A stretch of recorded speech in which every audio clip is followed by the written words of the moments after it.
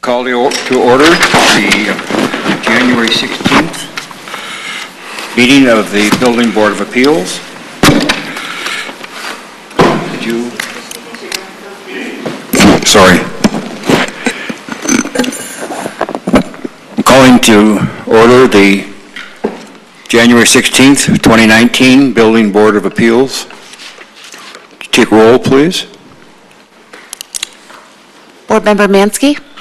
Present. Board Member Houchin. Present. Chair Mitchell. Present. Board Member Trinan. Present. Board Member Flaherty. Present. And tonight we have absent Board Member Eby and Hubbard. Okay. Thank you. Does anybody have an issue with the agenda? Okay, we'll go ahead.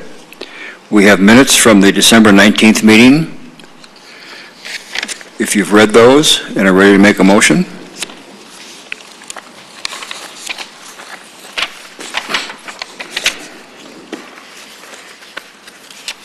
That meeting, by the way, was not tele-recorded, so these are hand minutes.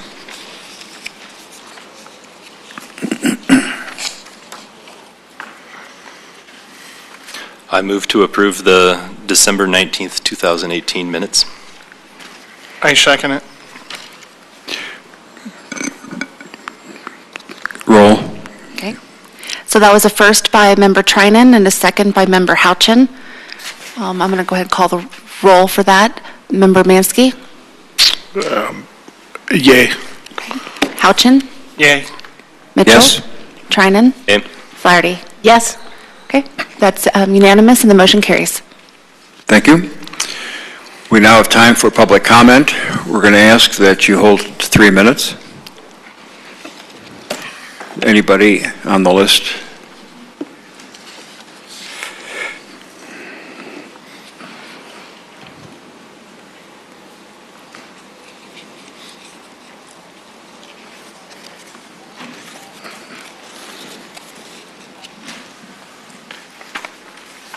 Thank you.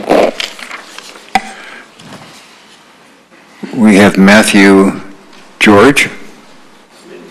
Come forward. Thank you.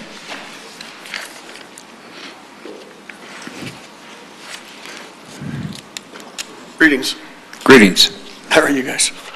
Well, Can I thanks. sit or do I have to stand or Pardon? can I sit or do I have to? You can sit. I probably stand is better for All the right. for the microphone. Okay, I got Sure. 3. If you don't mind giving your name and address. Sure. And then I'll put 3 minutes on the timer. Okay. My name is Matthew George. My address is 7731 South Eudora Court in Centennial, Colorado. Okay?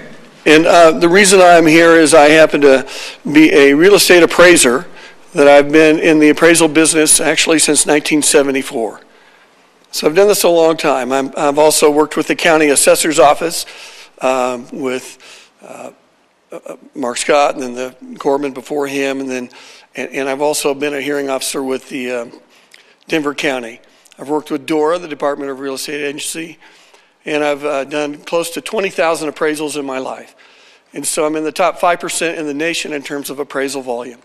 And I tell you that only because of the fact I want you to know that I stand here as somebody who has a little bit or quite a bit of experience in residential appraising. I've seen houses in all kinds of repair and disrepair that have been bad and really bad and not so bad. And I have seen Mr. Lynch's house. I happen to know Mr. Lynch. That's why I did not actually do an appraisal on his house, because I'm not going to appraise a house for somebody that I'm a friend of or know him. Excuse me, Mr. Chairman, I'm sorry to interrupt. Sir, if I may. Sure. As we discussed last month when the hearing was open before it was continued, and with all due respect to the gentleman who is speaking at public comment, this is in the nature of an adversarial hearing where the only evidence under the quasi-judicial hearing that the board is allowed to consider is the evidence that is presented at the hearing. So as I advised last month, he can certainly finish whatever he wants to say within the first 3 minutes, or within his 3 minutes rather, but your legal advice is that you are not legally able to consider what he says in your decision tonight unless he is called as a witness during the hearing. Thank you. So it would be acceptable then if Mr. Lynch were to call me as a witness, and then I won't go through this whole background again. Can I do that? That would be acceptable. All right, I'll come back. Thank you. And we also have Pam Chadbourne. Pam, before you come up, or as you come up, Pam, I have explained to the chair and some of the board members that you and I spoke today. I have reviewed the IPMC further, and there is a provision that allows interested parties with interest to testify based on what you described to me in our phone call today. I think whether you do or do not from a legal standpoint could go either way, but it's in the gray area, and I believe the chair has indicated to me that he is inclined to allow you to testify during the hearing. So if your thoughts during public comment were to address any of those issues, I wanted to advise you in advance that unless the chair tells me I'm misunderstanding our prior conversation, that you will be allowed to speak during the public hearing this evening. Correct.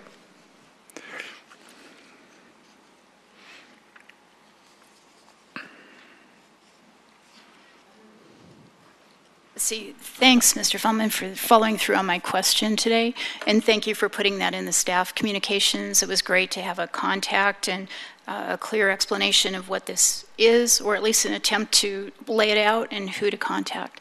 My name is Pam Chadbourne, and I live a block and a half from here in District 1. And what I was going to talk about is public, I'm going to move this back, I don't want to say it. Public hearing and public comment. My conversation with Mr. Feldman was about, as you know, last month, on the agenda was a public hearing for the matter at hand, the appeal of a order of demolition by the city. And after I spoke, Mr. Feldman advised you to put on record that you would not consider what I said. Now, let me point out it was on the agenda. So there was a miscommunication there somewhere. If it wasn't allowed, it probably shouldn't have been on the agenda. But arguably, maybe it should have been on the agenda. And actually, I'm a little confused by Mr. Feldman's statement because there is no public hearing portion of the appeal on the agenda tonight, unlike last month. And that's because, and I'm not a lawyer, but my understanding is that as Mr. Feldman referred to, this is adversarial, and the two parties are the property owner and the city, the complainant. However, I asked for citations for the other legal references, and Mr. Feldman appears to have added more information about that, which I'm not party to. I just think that when it comes to demolition of a home and a taxpayer impact, there are other parties who are interested, and the public should be able to speak about that.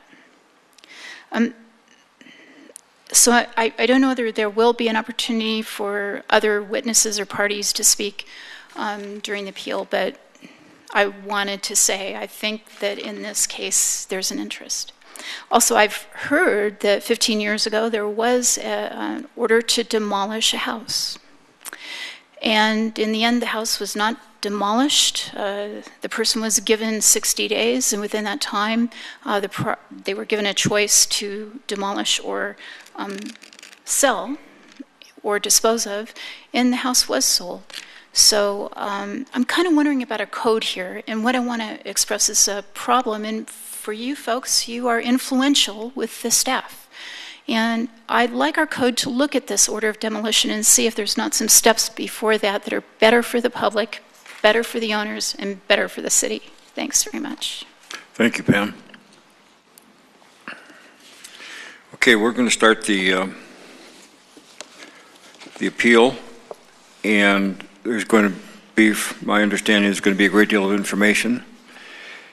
So what I'm going to ask is that as you make your comments, if one of us holds up a hand, it's because we're making a note and we don't want to miss the next thing you have to say. So just keep an eye on, and if one of us does this, just hold off for a bit and let us make our notes. Okay, the appellant. And this is, for the record, this is appeal for 7874 South Windermere Circle, ID number 18-469.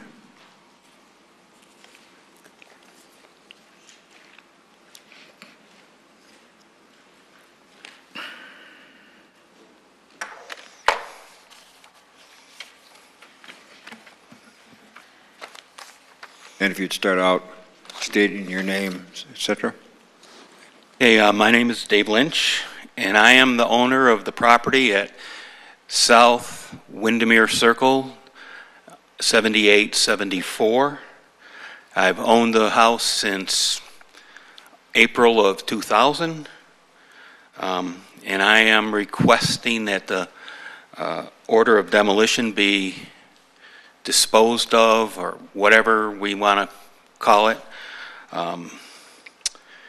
And we're going to hear, like Mr. Mitchell, you said, you're going to hear a lot of stuff tonight.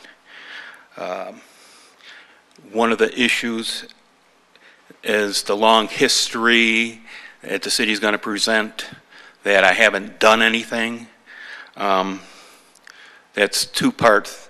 I was asked not to bring this stuff up, but I'm bringing it up anyways. I've been locked out of my house by the city since approximately April 30th, 2013. I haven't been allowed on the property, unaccosted, provoked, whatever, by the City of Littleton Police for more than 15 minutes. If I'm on the property for more than 15 minutes, they roll up and chase me off. I don't know how much work you can get done in 15 minutes.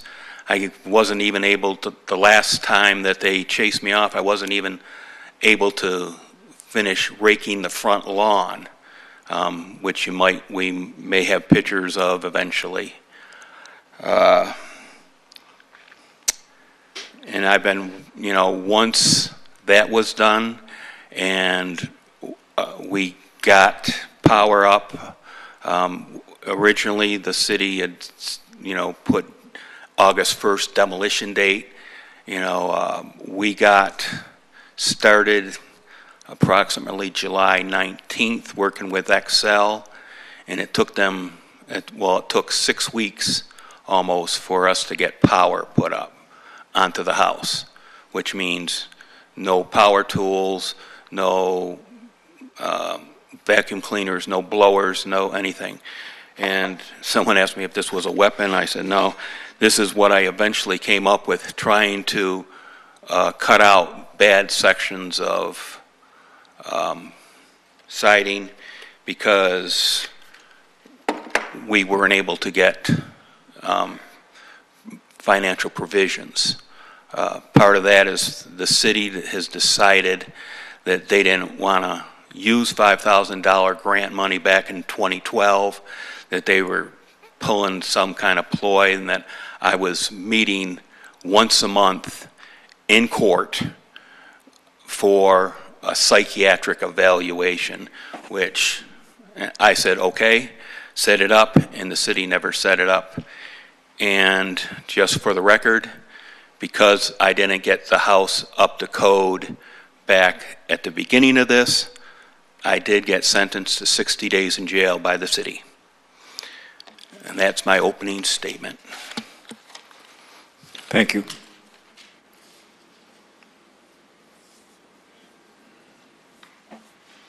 Anybody else for the appellant? The appellant only gets one opening statement, and Okay. then the city All right. should Okay. do an opening All right. statement, and then we'll get to the... Thank you. Mr. Chair, members of the board, Stephen Kemp on behalf of the city. What's before you tonight is an appeal of a notice of an order of demolition. And under the International Property Maintenance Code, there are 3 bases for the demolition of a structure. It's so deteriorated or dilapidated or out of repair as to be dangerous, unsafe, unsanitary, or otherwise unfit for habitation. We're going to present evidence tonight that demonstrates this particular premises meets that requirement. Also, based on the condition, a second grounds for demolition is based on the condition of the structure. It's unreasonable to repair the structure. We're going to also present evidence that there has been no request, no applications for a building permit. The evidence is going to show that the owner could work through the building department. They could get access to the property. They could have a licensed contractor do work on the property to bring the property up to code. And we're going to present testimony that none of that has occurred. And finally, this has gone on for far longer than 2 years, which is the third grounds for a demolition, that there be a cessation of normal construction for more than 2 years. This, I'll agree with the appellant. This has gone on since 2013, and this property has not been repaired. It has not been brought to code. And it is a hazard to the people who go in it. It is a hazard to the neighbors. And the city was well within the authority granted it under the International Property Maintenance Code to order the demolition. For the record, both the appellant and the lender who has an interest in the property have been notified and did receive service of process of the notice and order of demolition, and the lender's counsel has advised me as such. And with that, the city will present a number of witnesses and a number of exhibits that we believe are relevant to this matter and will demonstrate that the property is suitable for demolition. Now, the grounds for an appeal are also found in the IPMC, and what that provides for is that the board has a very limited role. You can find a basis for an appeal that the true intent of the code has been incorrectly interpreted, or the provisions of the code do not fully apply, or the requirements of the code can be adequately satisfied by other means. Again, we are going to, that's a board decision. The evidence we will present from the city's witnesses will be that the code has been correctly interpreted, it does apply here, and that realistically all the other means to satisfy this code have been exhausted. There's simply, we're at a point of either we let the structure stay in its dilapidated, inhabitable state, or the structure moves towards demolition. And with that, the city is prepared to present its case. Thank you. Thank you. Would the appellant like to start testimony?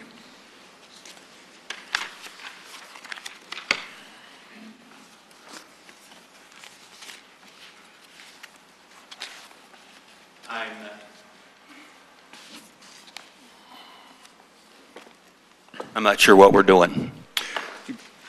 Witnesses, evidence Okay. supporting your appeal? We'll do witnesses first, I guess. Okay. And first up is Steve Tolson. Thank you.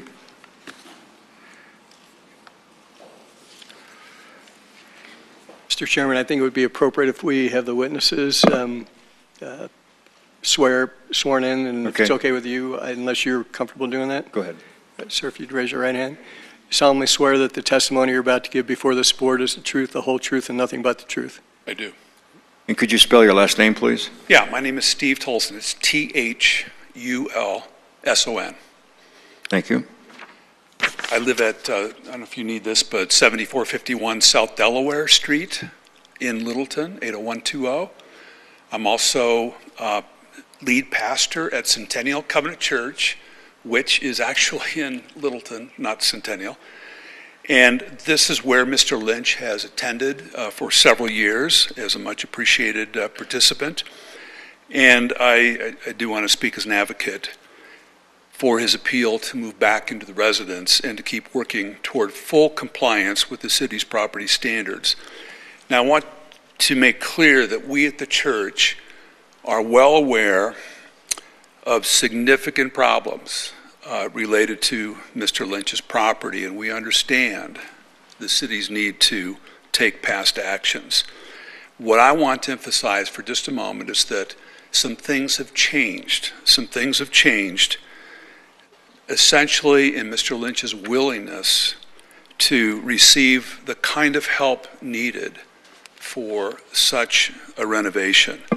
The help needed both to correct the physical problems with the property, which are significant, but also to deal with some underlying emotions and behaviors that led to some of these problems. And a distinct difference over the last year or so is having a community of friends who are eager to give practical help with the property, which has happened quite extensively, and I believe Mr. Lynch will show some very tangible evidence, even some photos here, of how the property has been worked on significantly, but also the kind of help with his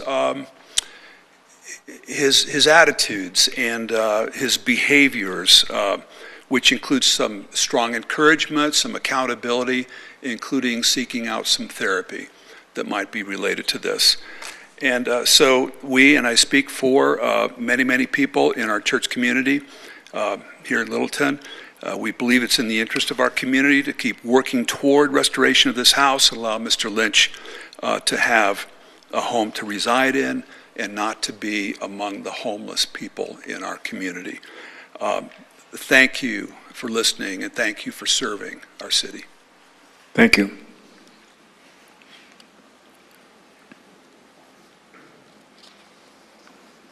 Mr. Chair, I might suggest that at the end of each witness's testimony, if the city wants to cross-examine the witness, that they be given the opportunity to do that. And then if the board has any questions after cross-examination while the witness is still up here, that would be appropriate before the next witness comes up. Okay. We can do that, or we can... I have no questions of this witness. Okay. Mac George. Mac George, thank you.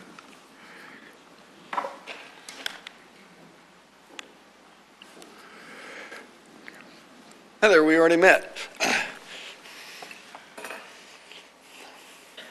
Ken? I do. I'm sorry.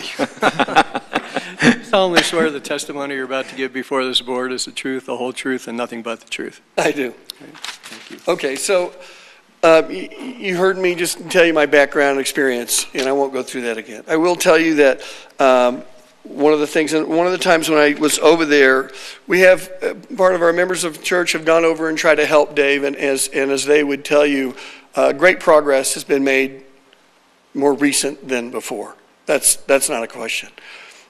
I will tell you just from my conversations with Dave is the fact that he really did feel he couldn't go into his house. And I know that I've heard that the city had said that's not accurate, but he really did believe he couldn't go in, and he did get taken, he did spend time in prison. So he was very scared to go to his house and work on it for a period of years. I get that. And then he also had a neighbor that they did not get along.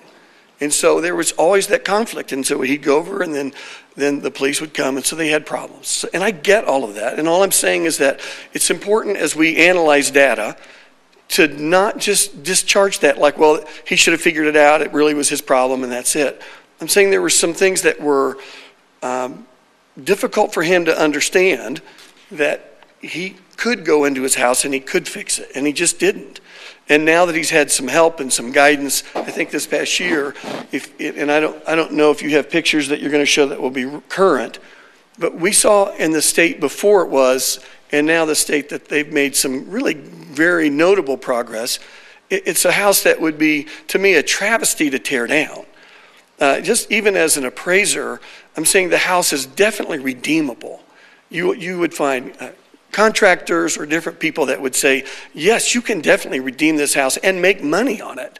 I mean, we're talking about a property that definitely is redeemable. It's not where it's just completely to be trashed and there's nothing to be said for it. So I'm telling you, as a person who is an appraiser who has seen homes that have been condemned, I understand all the criteria that they gave in terms of the extreme state of disrepair on the exterior and the structure, and the siding was bad. And they've done some work to it, though. They have done some work. And the roof and the soffits, all those things, I get it.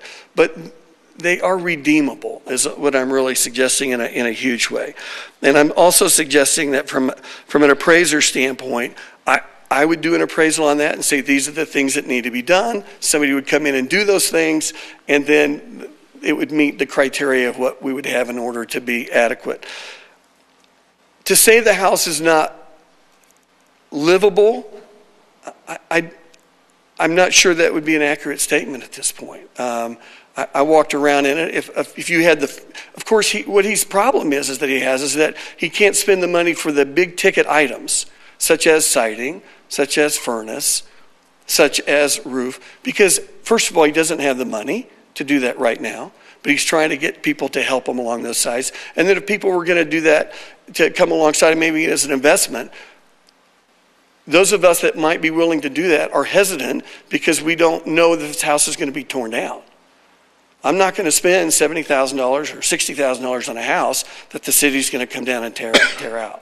I know you understand that. As business people, that doesn't make sense. So this has been in that limbo, and it's like, well, let's see what's going to happen before the big ticket items are done. But he did clear everything out of the house. I mean, there was a bunch of clutter in there. There's a bunch of debris that needed to be cleared out. That got cleared out. So that you could get the furnace working, get the water working, and the electricity's been on. And again, like I said, the house is redeemable. I think it would be a travesty to tear it down, but I think it could be renovated, repaired. I have a question. Sure. Excuse me, process-wise. Okay. Witness first. When the witness is done, city cross-examination. After cross-examination, questions of the board. Okay. So, and let me finish before I say that. A real estate appraiser is not a home inspector, and is not an engineer, and is not what your expertise is. So for me to say that that's my expertise, that would be incorrect. For me to say that it could be redeemed or fixed, I'm just telling you what I visually have seen, and it's like, well, yeah, I think they could fix the plumbing, make that right, get a new furnace, make that right. Would it cost money? That's really where I'm coming from, is it would cost tens of thousands of dollars, and at this point, he doesn't have it, and nobody's going to want to spend that for the reasons I've already mentioned. So I need to let you know, I'm a value expert, but I'm not a home inspector, and there is a difference, and I tell you that so I don't have people misunderstand that. Okay. Okay. Just a couple of questions. Do you know if Mr. Lynch has applied for or obtained a building permit to do any of the work on the property? He doesn't have the money to do that. I have nothing further. No more questions. Do you, can you give us a guesstimate? Well, the house Excuse me, I understand you're not an engineer and Right. you're not can you give me a guesstimate as to the dollars required and the time required to make the house saleable, habitable, Sure.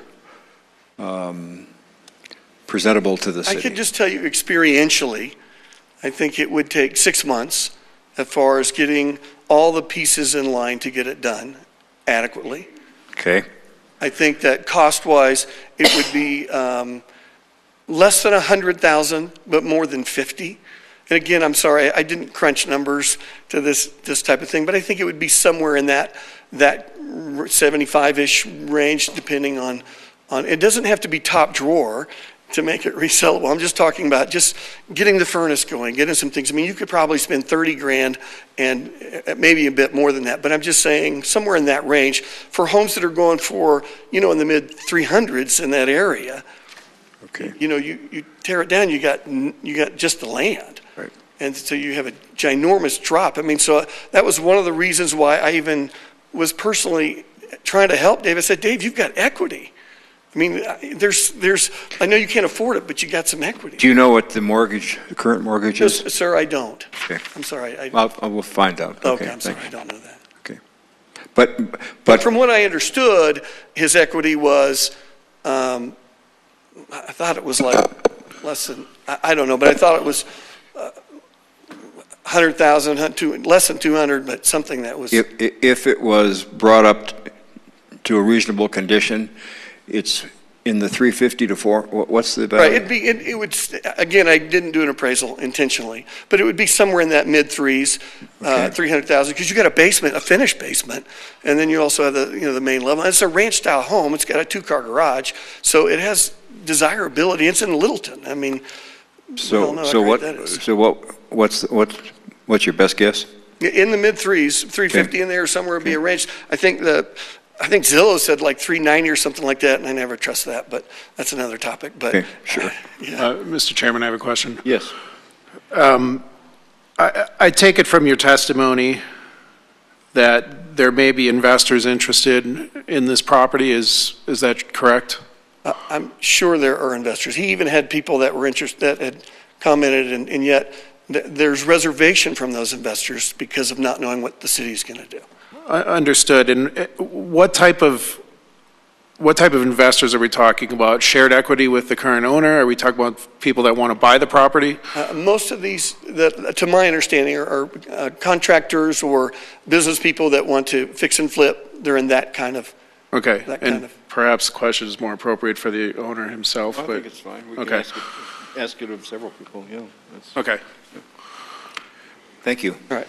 Thank you very much. Mr. Chairman, if I might ask a question, if the board is. That'd be fine, yeah.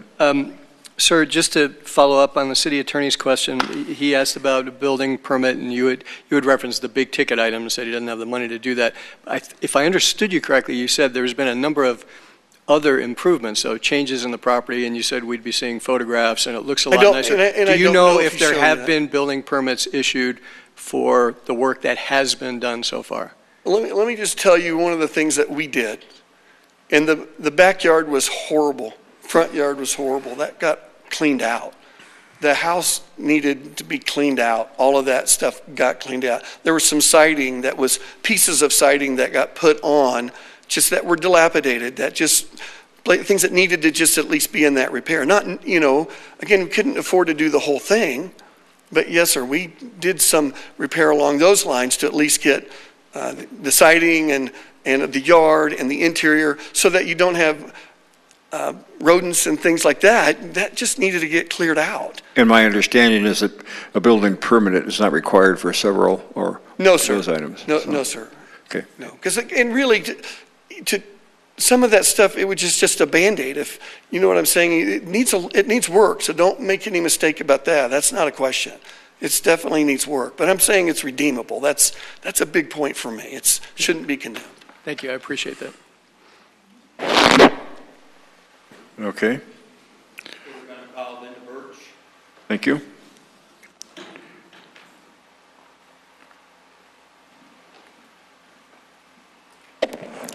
Chairman Mitchell and board members.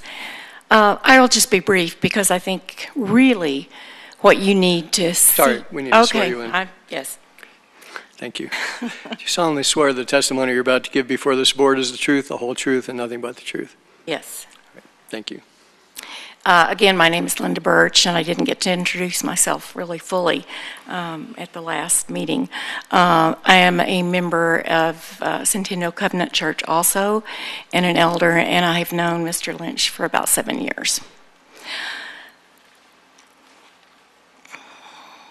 I, too, have seen a change in Mr. Lynch's. What I really want to say is I see tenacity in this man. He has had multiple problems. He, like you, wants to be in his home. And I know that sounds like an emotional appeal, and in a way it is. Because he has had insurmountable problems, but he hasn't given up. And in fact, has worked with us, and we want to work with him. And I think it's interesting that it's so difficult. I don't know if any of you have ever struggled with finding financial help, but that has been an enormous barrier for him. And even today, I was just in talking with people, you find out sources that people can go to. They're just not known. And I agree with Mr. George that I've been at the building and we were able to clean up, nothing that needed a permit, but we were able to clean up, clean out. Mr. Lynch wants that property in livable condition. That is his goal, and we want to help him do that. I'm really not going to say too much more because I want you to hear and what has been done, the things that are alleged. Yes, there's work that needs to be done. But you will see from the photos, which I'm pretty sure Mr. Lynch will be showing you, this is not a house. This is not a structure that's falling down. This is not a house that's been abandoned forever. He's made his house payments, his insurance payments. He's been over there. He has tried to do a little at a time, and that just hasn't worked out. So a plan going forward would be wonderful, and it would be great. I know this doesn't probably fit in the typical case of do this now, these are the alleged violations, they must be done now. I'm hoping that you will think broader than that, possibly an independent way of having Mr. Lynch report progress. I just think there are many things that can be considered to preserve both Mr. Lynch's ability to be in his home and the property, which is a part of Littleton. And I thank you for listening to that. Thank you. Hold on one second. Couple questions, Mr. Linda? Chair. Yeah, okay. Go ahead. Ms. Birch, do you know if Mr. Lynch is current on his mortgage? I have been told that he is, yes. And do you know if the house currently has property insurance on it? I have been told that he has, yes. And do you know if the utilities are being paid? I have personal knowledge that he has applied for assistance, and yes, they are being paid. I have no further questions. Thank you. Anybody on the board? Okay, thank you.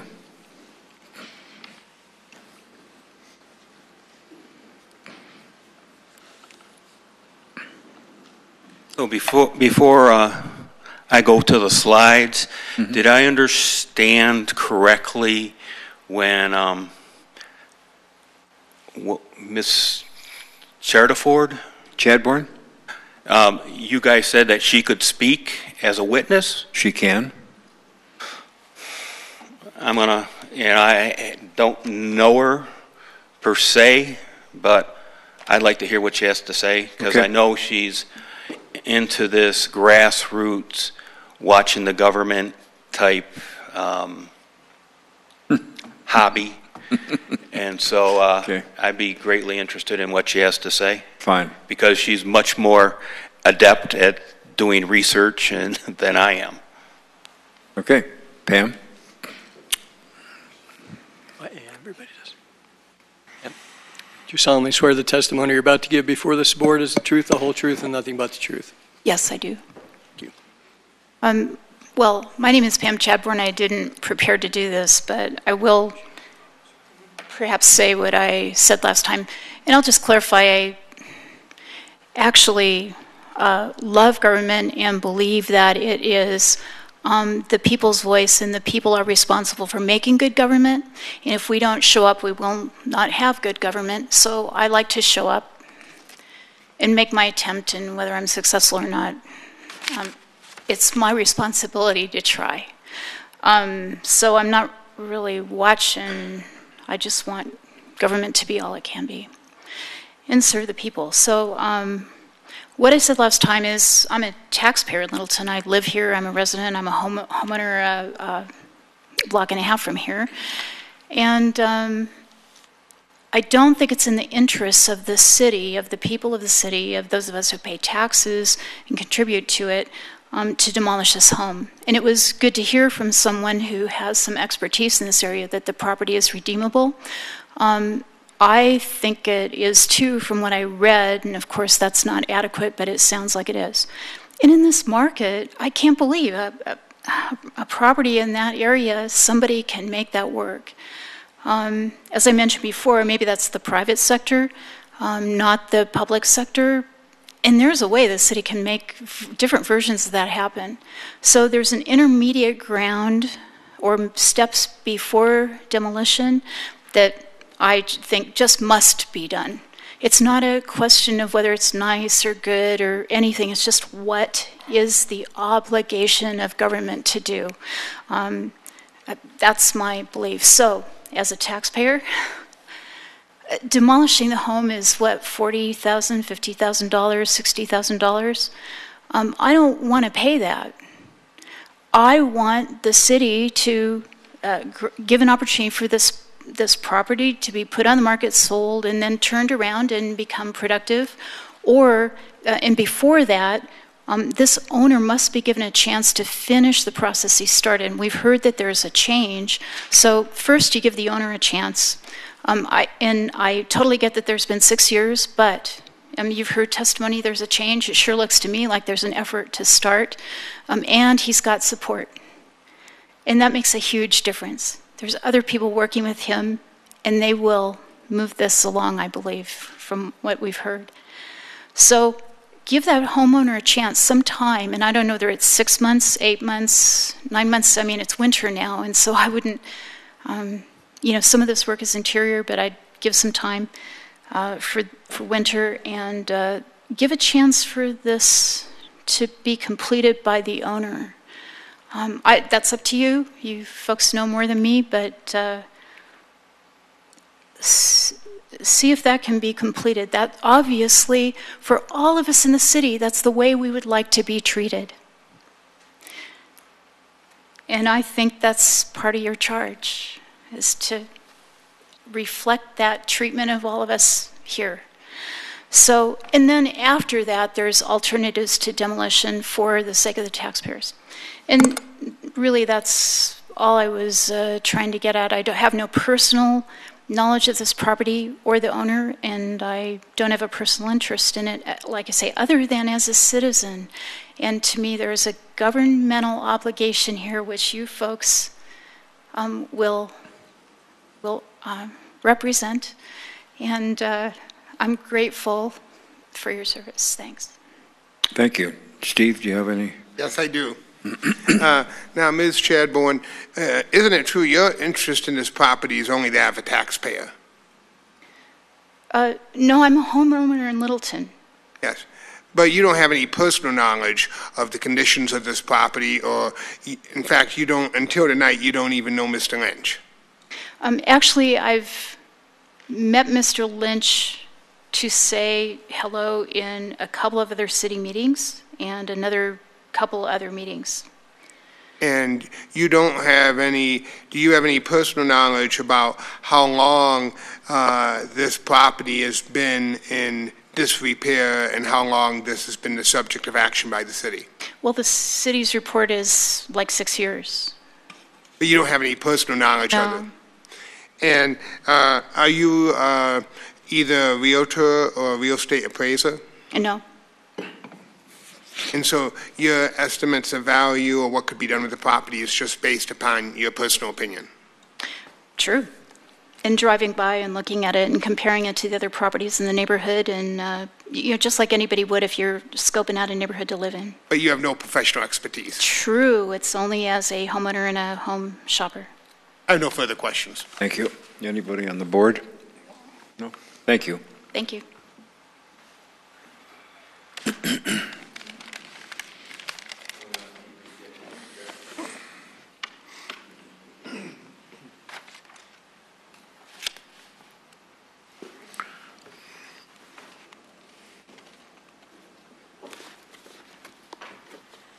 Good.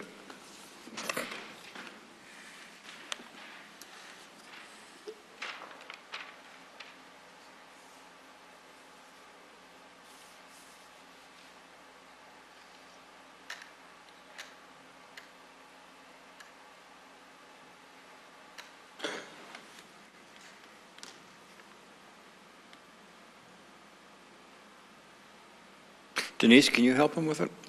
You need to flip it over, sir. Good, thank you. It was almost working the other way. It was working.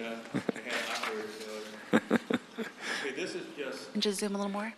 a piece of, not evidence per se, but Excuse me, I'm sorry to interrupt. Mr. Lynch, I want to swear you in as well, and then I want to ask you a question. Okay? Do you solemnly swear the testimony you're about to give before this board is the truth, the whole truth, and nothing but the truth?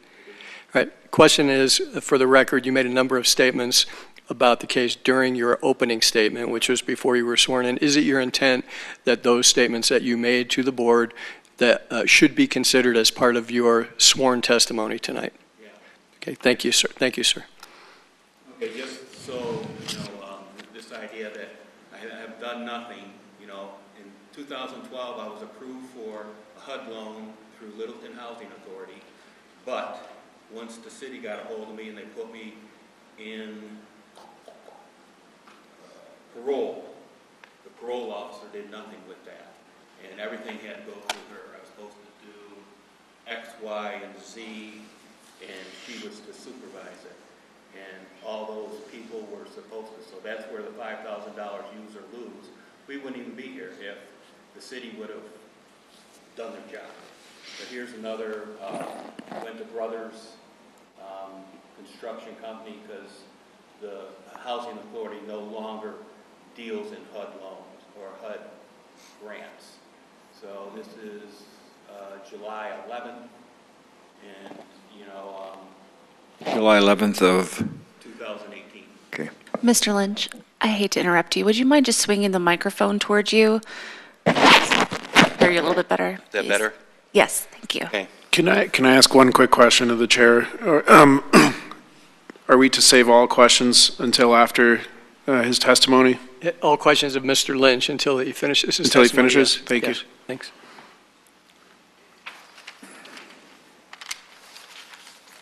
Okay, and I'm gonna address Okay. the city's inspection report, notice, and order as best I can. I think it's going to be better if you put up what you want to project and then go back around and stand in front of the microphone.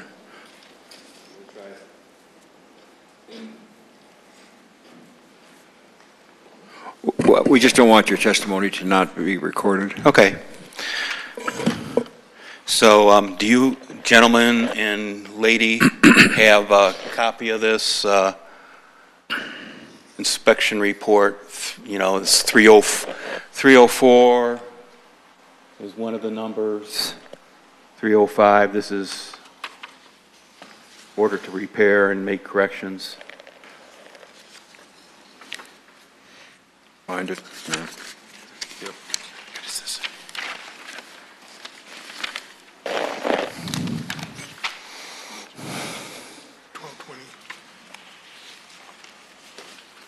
Let's see, it's not in here.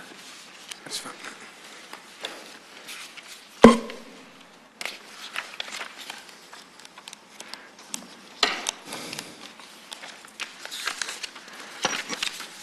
Is anybody finding it? Yeah, she'll need that. Denise, do you know if it was in the packet? That's what I was double checking.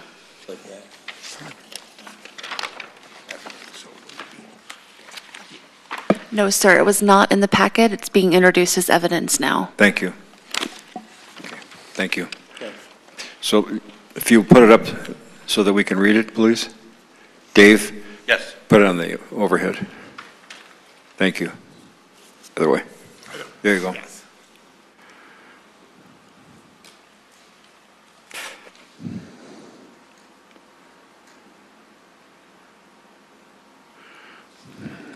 Okay, we're just going to go right down the line. It says exterior.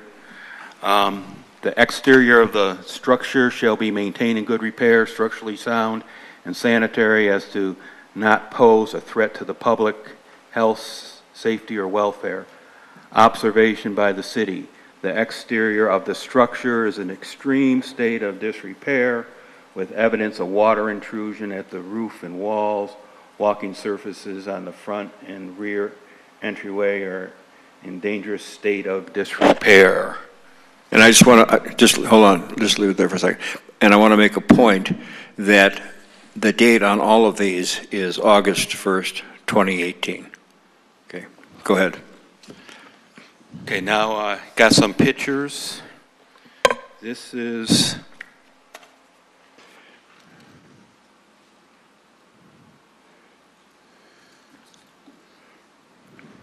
And that date is December 17th, 2018. yes. Coming out very clear. That's fine. But If from here. this is the front entryway and the garage. That is what it looks like now.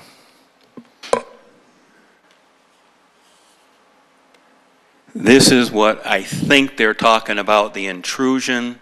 I don't know because they never bothered bringing anybody other than themselves, speaking as the city.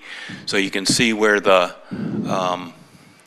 water had rotted away the windowsills and they had been replaced, and some of the siding has been replaced, you know, cut out by the handsaw that I exhibited to you guys. Do you have a picture after that work was done? What? Do you have a picture after that work was done? That's what, that's, So that, okay, that's after. That is the, yeah, Okay. because this, It's not painted, or it's what? No, okay. it's not painted, but it was, Okay, all right. previously it had been rotted out. Thank you, okay. Not totally rotted out, but enough so we thought that this needed to be done. So some of the siding has been replaced, not all of it. The exterior of the house has been painted, although as infamously portrayed back in 2008, you can put lipstick on a pig, but it's still a pig. But we did what we could do.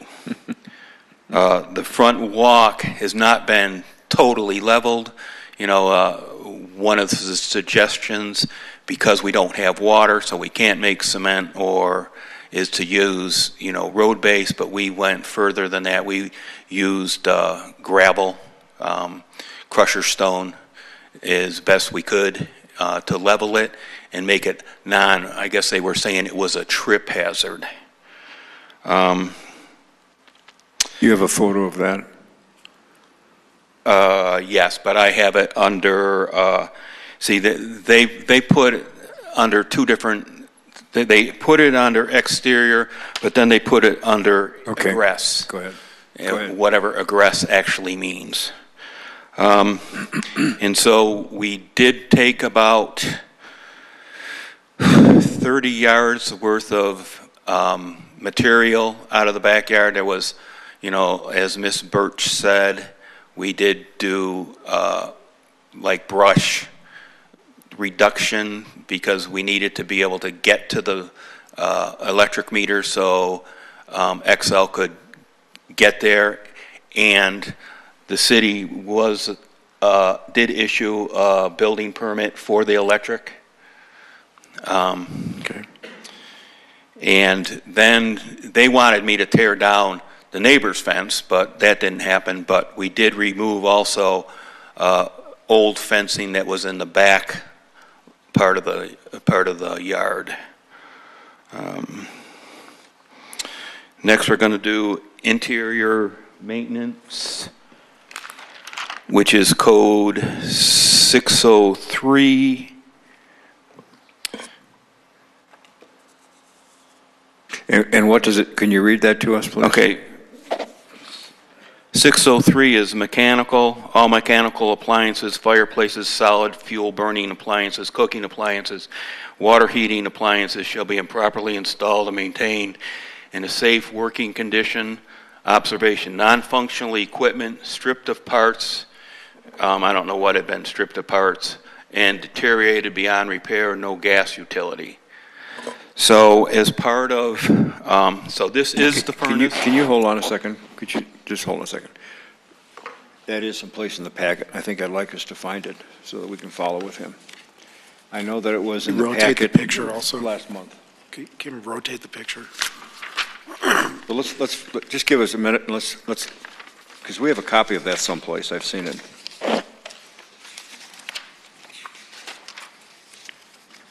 I'm going to say that was in last month's. It's part of the, That's, it was part of the appeal application, if I remember right. yeah, exactly.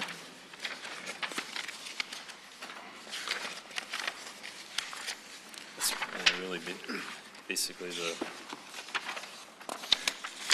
I think it was just before a copy of his appeal. I didn't find any. I've seen it, so let's find it. That's really, You've seen it, haven't you? yeah. I mean, this analysis here, or those first few pages list out all of the There you go. items. Yeah. Right, yeah, okay. So Let's see, where's that's that? starting right there. Yeah. Okay. Yes, Denise, it does look like it was included, okay, from the December packet about the sixth page in. Looks like this.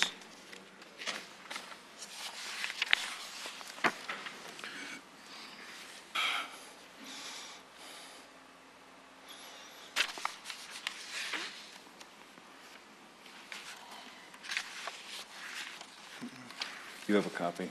You have it? Here's the packet.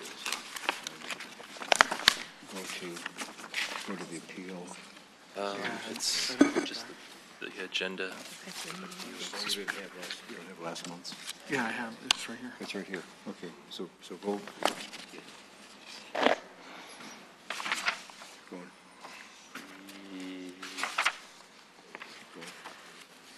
Yeah. Right there. Okay. But you don't have yours because you weren't here. No. So maybe you can look over. Yeah, sure. Okay, I think we're good. And you found yours?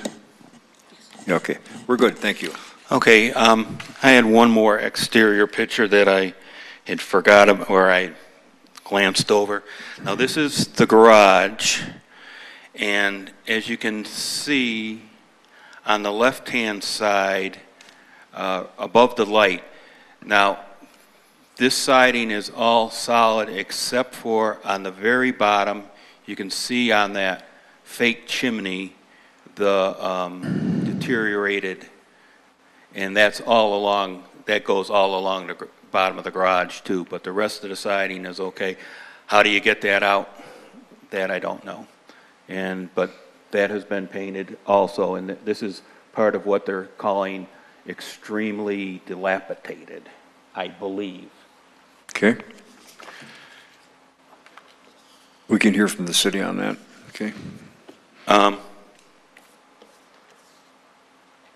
This is the furnace after CIP, I don't know, emergency.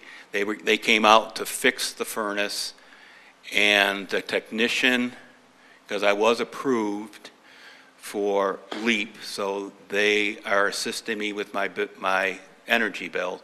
But also under that is that they, during the winter, will replace the furnace for free because he could not repair it because this is original equipment from when the house was built in '84.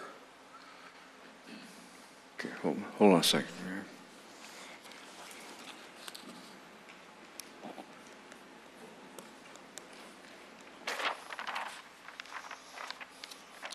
Okay, thank you.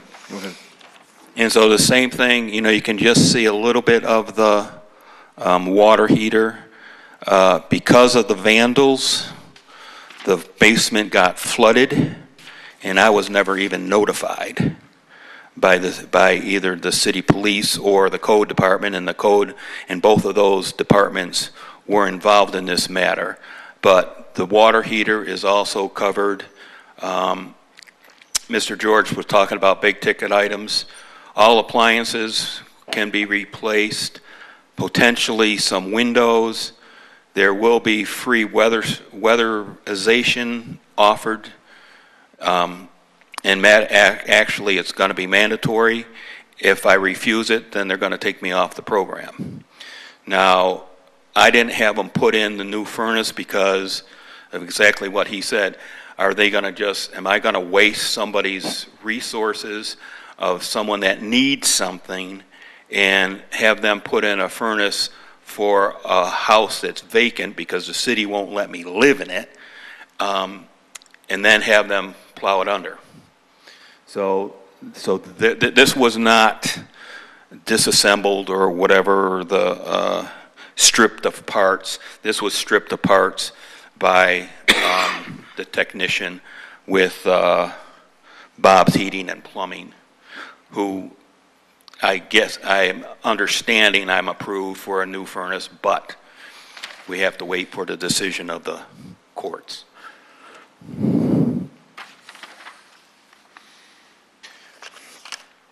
We're on number 504, plumbing. All plumbing fixtures shall be properly installed and maintained in working order.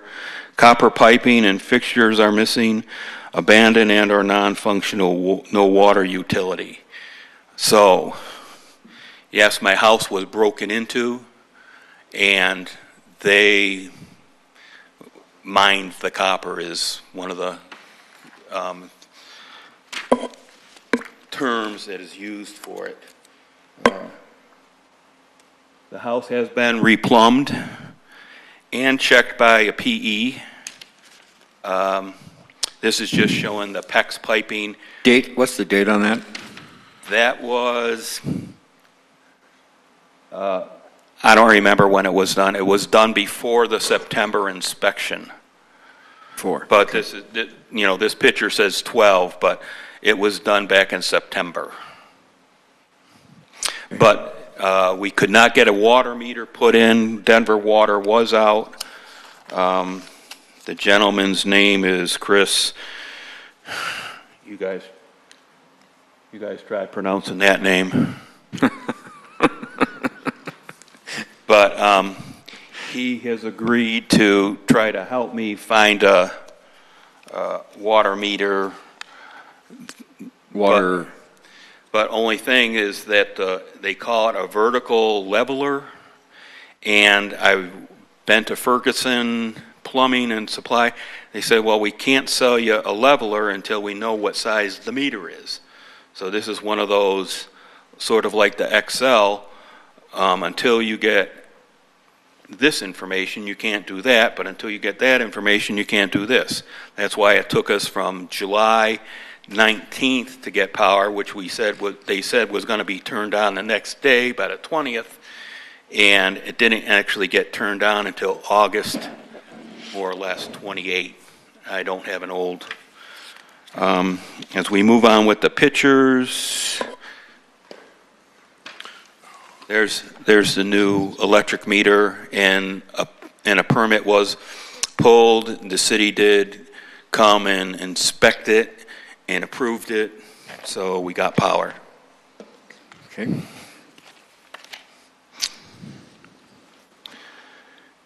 Okay, we're on to interior, number 305. It says interior of the structure and equipment therein shall be maintained in good repair, structurally sound, and in sanitary conditions. The entire interior is in extremely unsanitary conditions with biohazard material throughout. Whatever biohazard, we never did figure that out, but when these guys broke into the house, they, of course, ransacked it, and once the city inspected it, they had dumped out boxes. Some of the boxes I had had since my college days, which is back in the 80s, looking for money, savings bonds, valuables. But here's and I heard concern that, you know, how can a house be condemnable just because of paint and siding? And what it was is my guess, that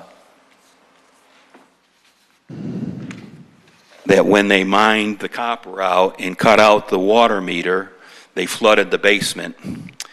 And they call it rapid response in order to prevent, you know, more damage. Well, I didn't get rapid response because I was never notified by either city department previously mentioned. So here's what we've done. We have abated the mold issue, and I'm not going to, you know, dance around it because it is what it is. Once the water was in there and allowed to fester for 6 years because I was locked out of the house. So all the drywall with mold on it has been cut out. The insulation has been removed. The wood has been brushed and I forgot the fancy word they use for painted with kilns, mold killer. So here's one corner of the basement.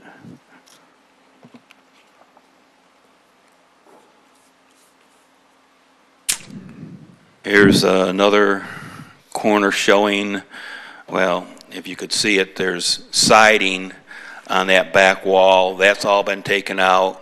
The drywall that we could find mold on has been removed. And of course, there's no insulation because it's an inside wall.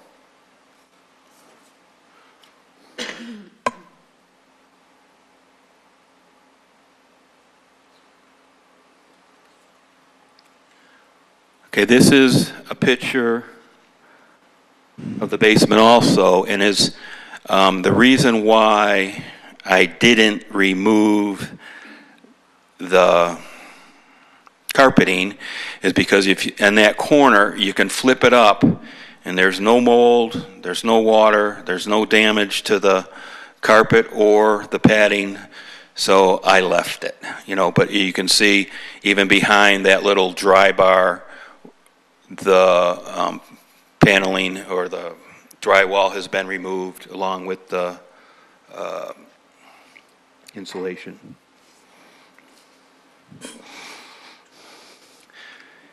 Now we're going on to, okay, this is still the interior. This is the kitchen area. The stove, half the burners work because when we took out the non-functional anymore because it was damaged by the vandals, the mic above the stove microwave, it broke off two of the handles, but as I previously stated, I am tentatively approved for new stove, new refrigerator through the LEAP program.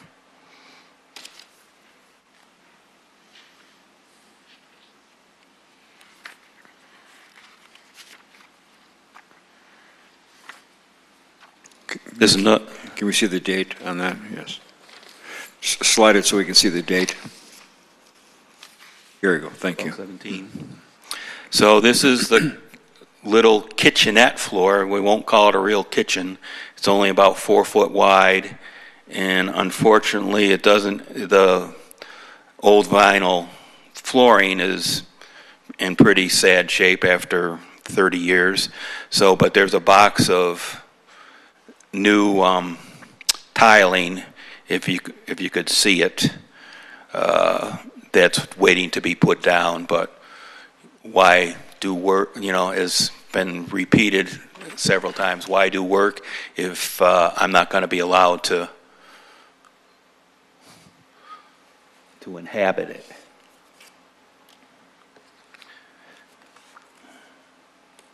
This is a picture of the quote-unquote master bathroom or master bedroom. Everything has been, you know, they were saying we didn't remove stuff from the floor. Everything's off the floor. The old bedding is just sitting on the bed.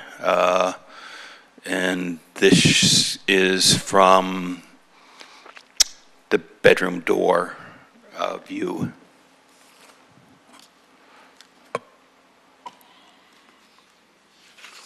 That's just looking out, so you can see that the clutter isn't just dispersed to another area. The closet, you can see in the closet there's a few jackets.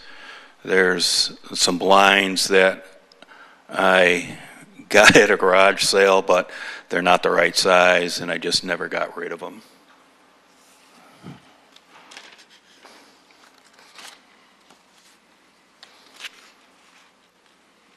Here's a picture of the living room that's showing the fireplace.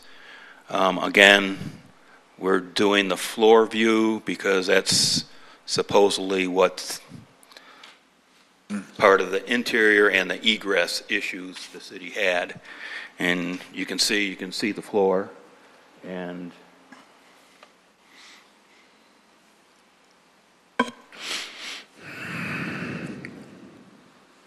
this is just the spare bedroom, for lack of, you know, any other name.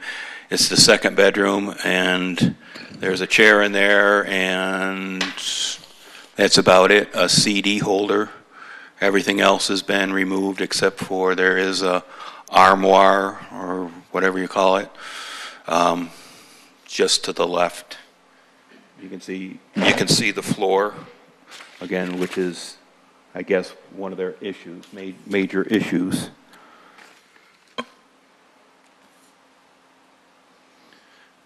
The closet and the entryway to that second bedroom, storing some of the stuff that just needed to be out of the way from other places that people suggested I just store things that I wanted to keep in this bedroom while we cleaned the rest of the house and garage.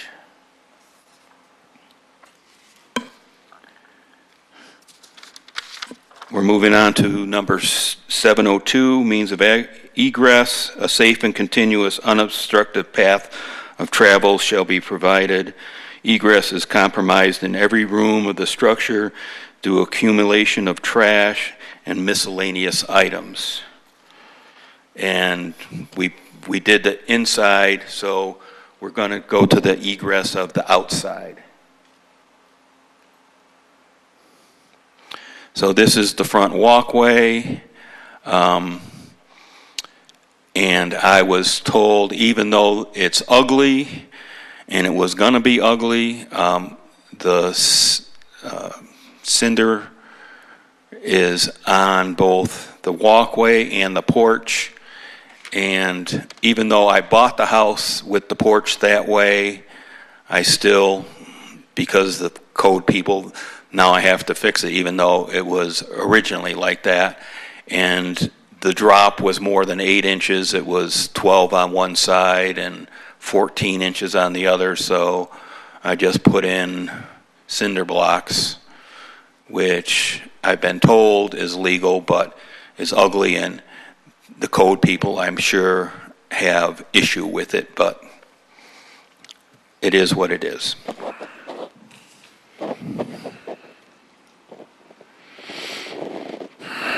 This is a picture of the back. This had been completely covered by a deck, and the main spine of the deck had deteriorated, and some of the boards, the ends had been, because I had thought, well, I'll have a cutesy outdoor patio and put a cotton rug on it, and it, of course, rotted out the ends of the board. So even though the rest of the deck was rock solid and a son of a bitch to take out, we took it out because that's what the city wanted. So we did it. This is what it currently looks like, 12/17 of last year, and you can see more siding has been replaced, both on the left-hand side and the right-hand side.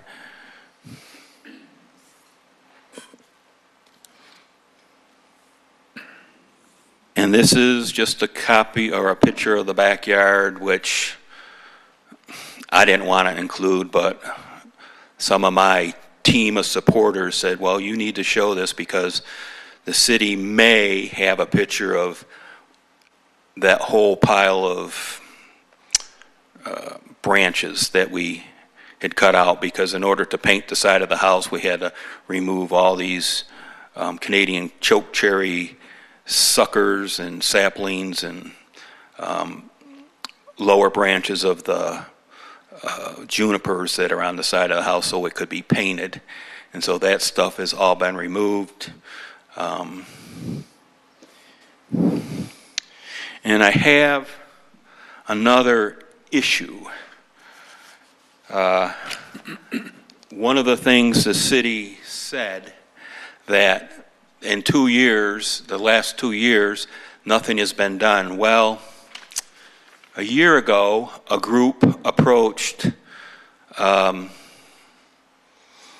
code people, Rebecca Thompson, and said, we'd like to go in and help this guy. What kind of resources? And she said, we don't have any resources for him because he's cost us too much money as it is. Well, come to find out, there's a gal named Carol Brezak who had run for city council. She lives in the city of Littleton, and like Pam, she's part of this multiple groups that sort of are concerned about how our government is run. And come to find out,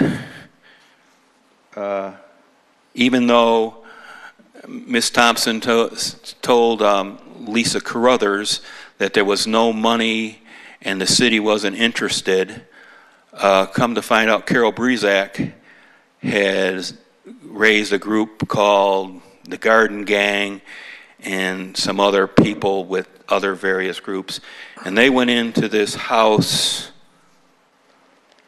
right around the corner from me, about 10 houses away, and the city paid for all the paint and the siding, and she told me it took months and months of them working because they're not professionals.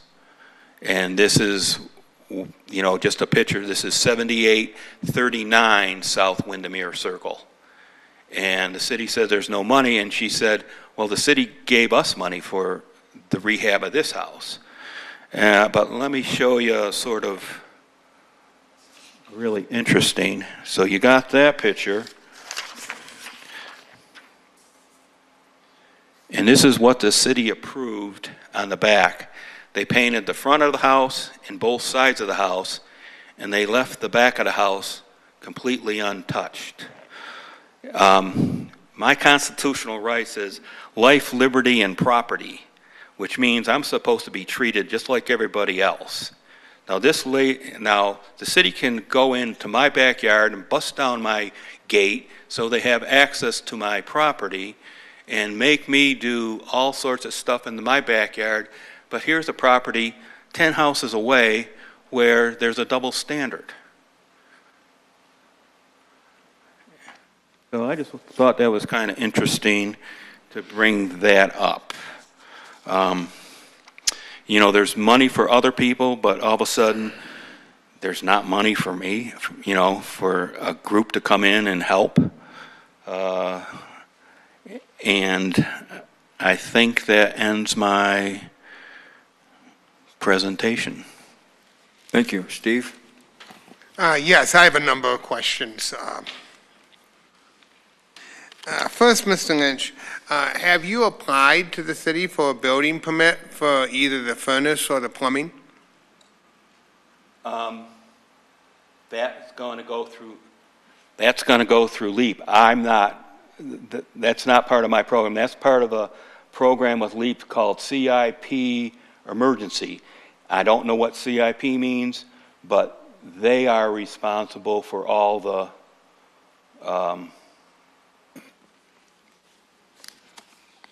But you have no knowledge whether a permit was applied for or not? No. And that would also be true if the furnace was going to be replaced. You don't have any knowledge of whether a permit was applied for? No, that's not part of, that's part of a program that XL Energy runs, and I have nothing to do with it other than open the door and be there while they do it. And from 2013 to the present, isn't it true that you could have approached code enforcement to have gone into the property and made repairs? I could have, but why didn't code enforcement contact me? And I look at it as government. If the government's going to intervene and be against me instead of the government being for me or helping me, you know, I'm the taxpayer. They're supposed to be helping taxpayers instead of getting what some government agencies call making more barriers.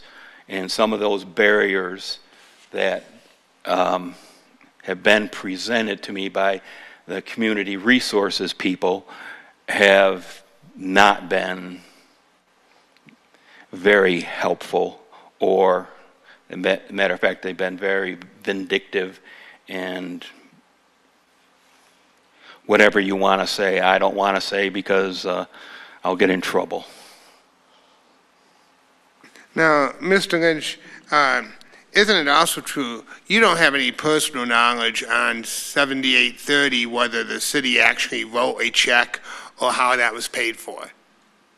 Yes, I've talked to Carol, and she told me that the city paid for it. The city put in a dumpster. Yeah. And matter of fact, in 2014, while I was homeless, I went on a ministry trip, and I was working up in Estes Park at a church camp, and Community Resources approached someone that I knew and offered to put in a dumpster and the supplies, and they never showed up. But in fact, Ms. Breziak doesn't work for the city, so she wouldn't she have any doesn't. knowledge of whether the city actually wrote a check or not. All she can do was go by the word of the city employees that she worked with. Now, Mr. Lynch, isn't it true that you've actually were prosecuted for a number of offenses pertaining to this property, including the has there been an issue between you and your neighbor regarding the use of the neighbor's water without their consent? Years ago, and guess what? The city attorney's office illegally overcharged me. I was supposed to make restitution. Restitution means loss. You should tell me how somebody takes $400 worth of water in supposedly one day. And that was years ago. What was the date on that? But in fact, What was the date on that, Mr. Camp?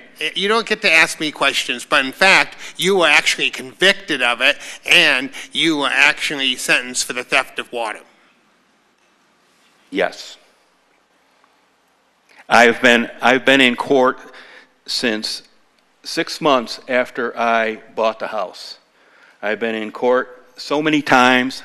I'm just up to here between this neighbor deciding that she's going to use the city as a sledgehammer. 6 months. I wasn't even in the house 6 months, and I started having to show up to court, on a regular basis because she decided that I wasn't a good enough neighbor. She drove out the people before us. His name was, I just saw it. And they rented for 1 year because this property used to be a rental for a long time. It was owned by, one of those, whatever they call them. And she drove them out. She drove the people out before that. According to what the neighbor said, Joe Rankin, I believe his name was. But you don't have any personal knowledge of that? No. All I do is have personal knowledge that she said, I'm glad somebody bought the house and not a renter anymore, and they will take care of it, and they have no dogs. And within 2 months, I had a dog, and that sent the ill will spiraling. Now, wasn't there, in fact, a case involving the dog, too? There were several. I have no further questions. Put it in the board. Yes, I have a couple questions for you, Mr. Lynch. Okay. Do you have water service to the property now, today? No, because there's no what they call horizontal leveler, and the guy from Denver Water says they won't put in a meter until the furnace is put in. So it's one of those catch-22s. They're going to put it, it's already, he gave the preliminary approval once I told him it had already been inspected by a PE. And so until the furnace gets put in, no water. So right now you have no furnace? No water. No water. You do have electricity? I got electricity and gas. Okay. So they can, once we find out the verdict here, we can get Bob's Plumbing on the furnace because apparently it's already been approved from the message that they sent to the church. The second question I have, do you have documentation of all the work that's been done since 2012 to bring your property up to code? Per se, bills, yes, but I didn't bring those. Okay. So Well, you've made a number of statements about Okay. what has been done. Okay. You showed us pictures, and I just wondered, do you have a timeline for them when they were done?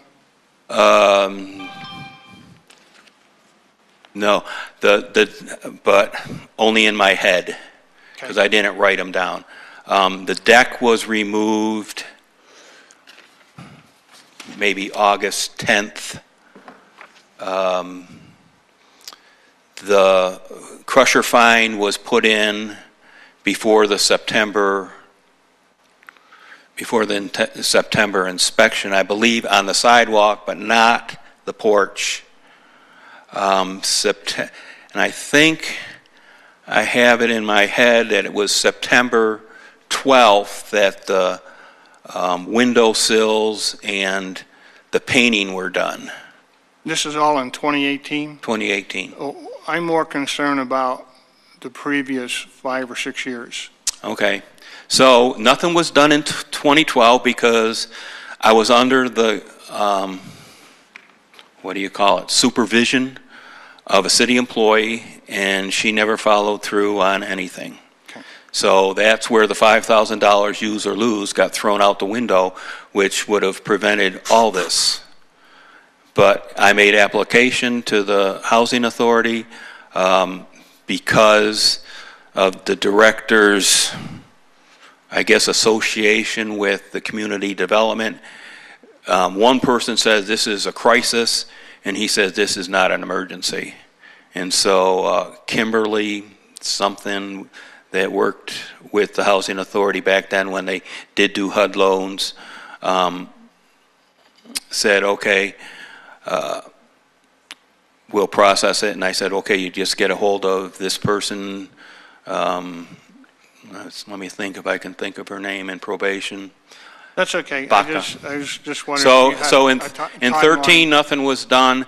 In 14, when this person, got the message that the city was willing to supply money and a dumpster that never showed up. Nothing was done. So I just said, well, if the city's not going to do anything, I'm just waiting on them. And I still remember, I couldn't get into the house. I was locked out of my own house. Okay. And then I have 2 more questions. What was the original reason your house was condemned in 2012? Clutter. So I had zero, back then I was zero income, which meant, I didn't have a job. Right. And so there was just, and this, you go to the humanitarian, whatever reason, is it safer to live in a messy house or safer to live out on the street in your car and then have the police come and be banging on your car at 2 o'clock in the morning because it's Lynch? Okay. Then my final question is, in your appeal, you mentioned that you maintain mortgage payments. Correct. Property insurance. Correct. And insurance on your property and taxes. Yes. That's all part of escrow. But you specifically said vandals did a lot of damage, a lot of expensive damage, and insurance wouldn't pay for that? I talked with my insurance agent on that, and he says, once you file that, we're going to drop you. So until everything's, it's sort of like Frank D'Azar commercial. We didn't settle until we made sure everything was okay. And until everything's aligned, the stars or however you want to put it, I have not made not a case, but a claim with my insurance company because I've already been told I'm gonna be dropped.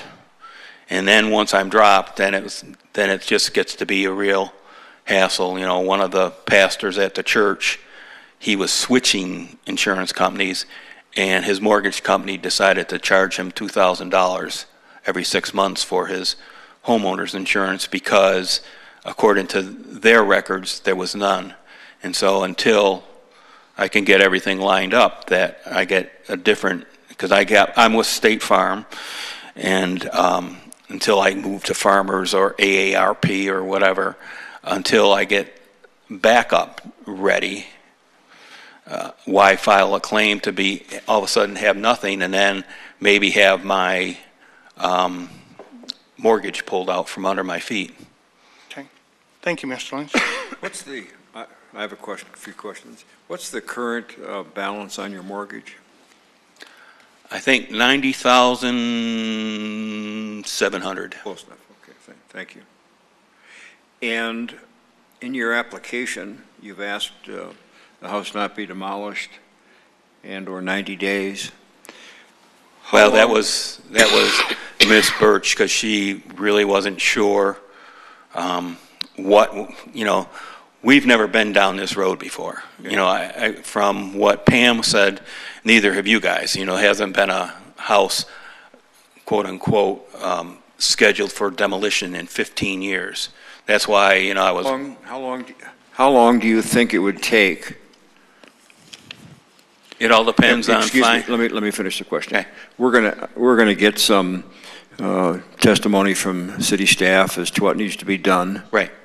And so maybe I'll ask this question later, but I'm going to ask it now. Guessing what needs to be done from a city standpoint, from codes and so on, and understanding that you have some assistance coming from some places. Right. How much do you think it would take to get the house habitable out of the city keeping an eye on you for various violations? That would depend on how fast the LEAP process goes. And I don't have any control on that, so I don't really know how long that takes.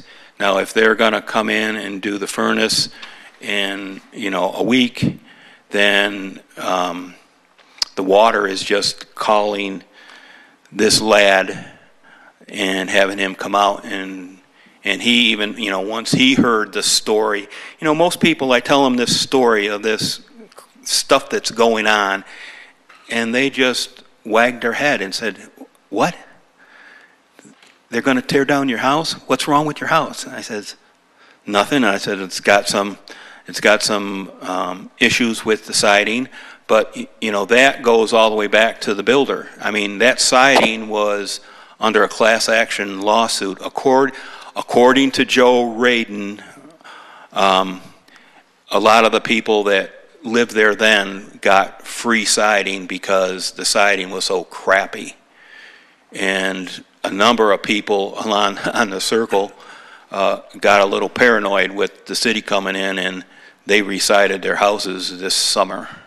One gal came down and actually talked to me. She says, "Your house is no worse than the people that live next door to me." And, there's nothing I can say. It doesn't make me feel good because the siding is crappy, period. I was told that, it's supposed to be curb appeal. So that's why you put lipstick on the pig. So my guess, outside of that, and it all depends on, if community development can figure out if they're going to actually give me a grant for the siding, then we can go forward to sweet. I don't have any idea. I know the people around the corner, it took a professional crew a month to do the siding. We had from Carol Brezak that it took them months to do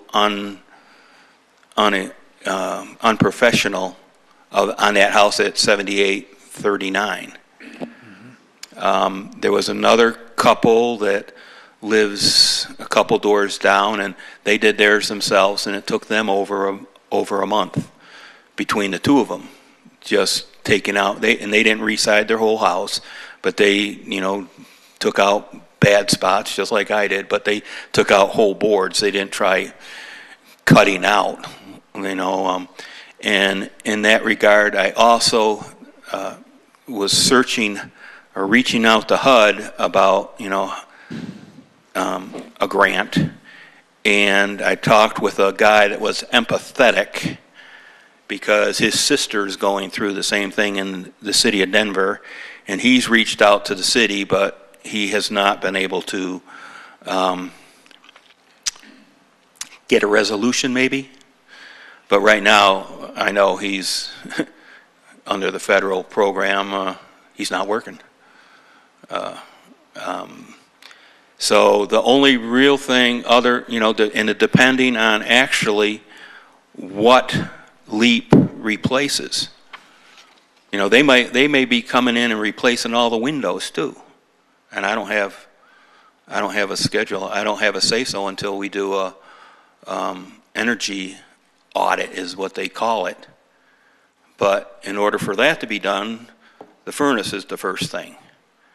And I don't really know how long it's going to take to get the furnace in. The water will be within... Excuse me. Is it a week, a month, 10 years? What? I'm thinking 5 months. 5 months, not for the furnace, but for everything? I would say, I wouldn't even say that much, but I would give myself leeway, 5 months. Okay, and it's going to take some money. We don't know how much, but do you have some kind of a plan? Arrange between this and this? No, because, I had applied for a HUD loan or a HUD grant. Unfortunately, I didn't see that the expiration date. I made it like October 1st, and the expiration date was something like September 19th, so I was, 10 days late, something like that. Well, if you're thinking that, let's say 5 months is a good amount of time. Yes, I agree. That it can only happen if you have some financing, if you have either grants, financing, whatever. Right. Where do you think the money will come from to do those things that won't be provided by the LEAP program or such? Unfortunately, I'm an old fart, and come March, I'm applying for Social Security, which will more than cover my mortgage, and it'll give me several $100s a month to put into the house. Okay. And if you do have several $100s a month, will several $100 a month times 5 months, in your estimation, pay for the things that aren't going to be paid for through a grant? Well, I don't know what exactly until they come out and do it, I don't know what they're going to, it's like anything with government, you don't know what they're going to actually provide for until it happens. The problem that the city faces is you're appealing this, and we would like you to be, if it makes sense after all the testimony, if it makes some sense to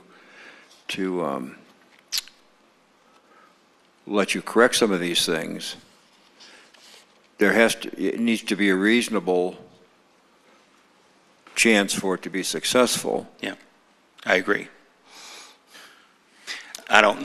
We haven't gotten any kind of estimates on the remaining work.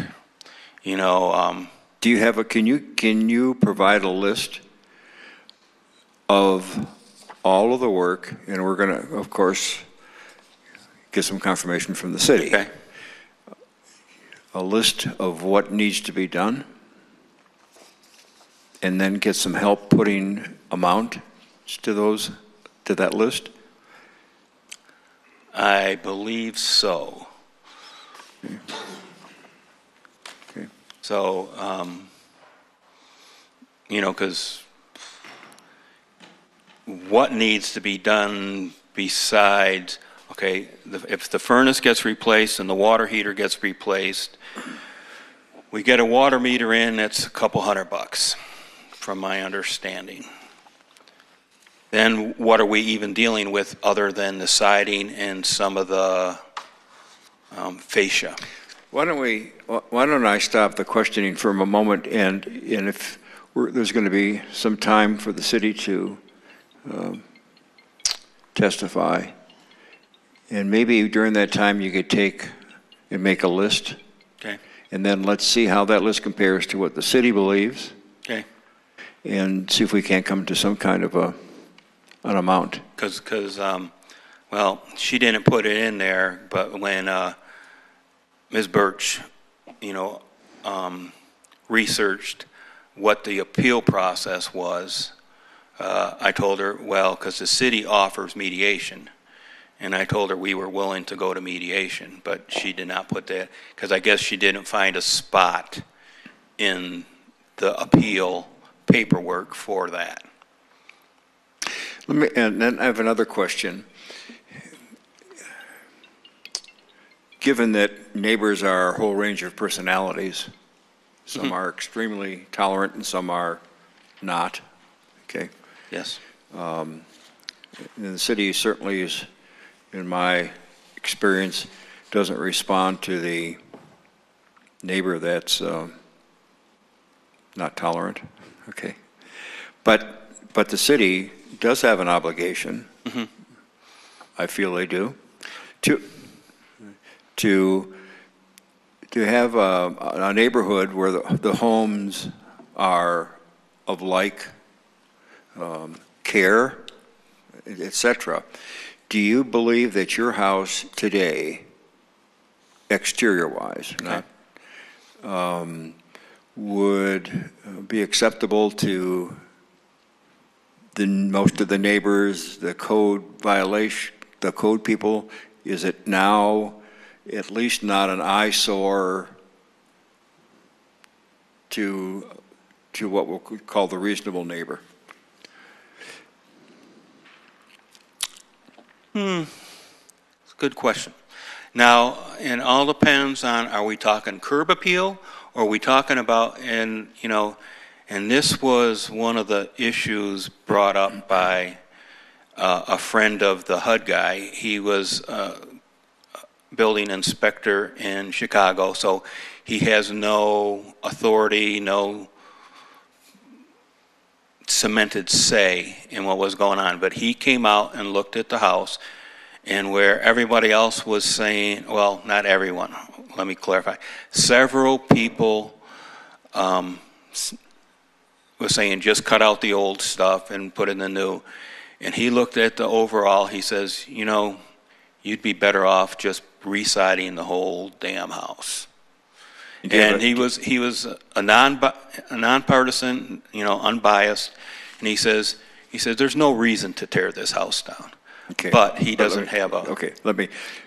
So you believe the siding is one issue that needs to be dealt with. Absolutely. Are there other things that don't fit the character of the neighborhood as far as no landscaping or sidewalks or whatever? No. Okay. So it looks just like you believe it's siding. I believe siding is 90% of it. Okay. I'm not going to ask any more questions, but except if you could maybe start working on a list, and then let's hear some more testimony. Okay. And then go ahead. Yeah, sorry, I have some questions. I mean to cut you off. I think one of the primary concerns here is health and welfare of not only you in that property, but guests in your home and your neighbors as well.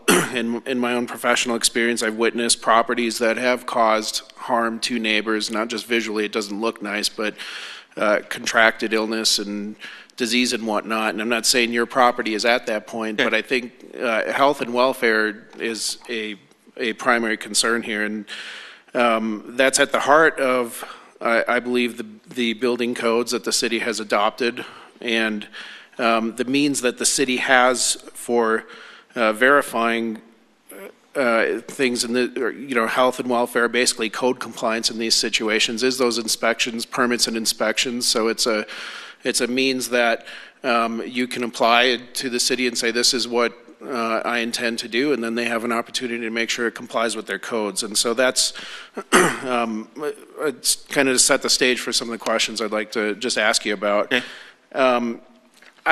I'm curious about, in 2012, you mentioned a HUD loan, and somebody at the city didn't do their job. There was a $5,000 loan. What would that... HUD grant. HUD grant, okay. And what would that grant have funded? Was that before the property was identified by the city as having deficiencies? That was after, and the city got all upset because, you know, they didn't even know their own rules. In order for me to go to the Littleton Housing Authority, I needed my summons.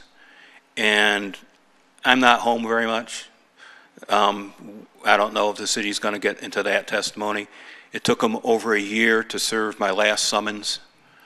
Can I just ask, the grant, did you apply for this grant after the city had identified an issue with your home? Yes, because until I had the summons, I wasn't eligible for the grant until I had, because we have been down this road before, a couple years, I'm not sure the date, maybe 2009. Okay. And, you know, the grouchy neighbor, we'll just leave it at that, complained, and so the city came out and gave me a code violation, you know, for paint, because I hadn't painted the house since, well, 2000. It got painted just before I bought it. Okay. And Kimberly with the Housing Authority said, instead of giving you a handout, I think we can give you a hand up and get you on as one of our custodial people, or you can take the $5,000. And so I said, I'll go for the job.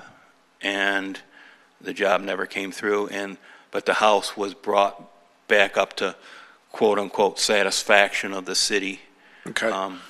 Okay, so it was a complaint that led to the summons, and then you applied for a grant, and you weren't able to get the grant. And it sounds like things sort of snowballed from there. Would that just be kind of a fair summary? Yeah. Okay. Do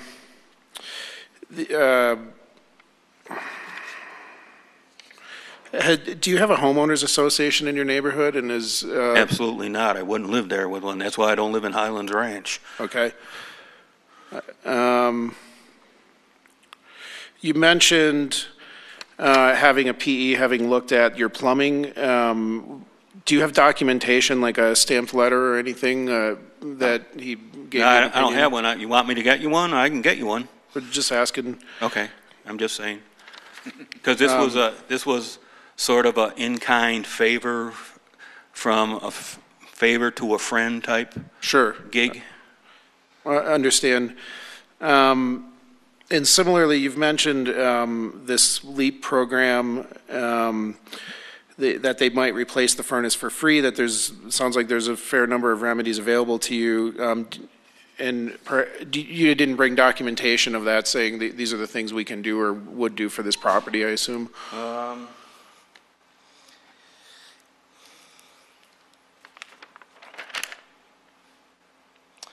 The only thing I have with me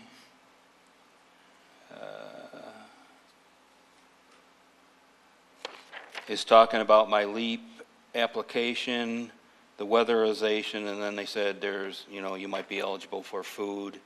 But no, none of the stuff from the CIP, whatever CIP emergency is, it's all on the phone. Okay.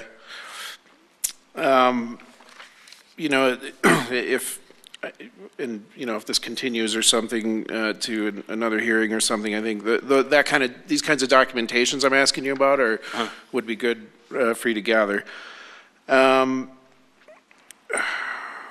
was another one I had about 7839 South Windermere. You mentioned Carol Brezak. Is that her name?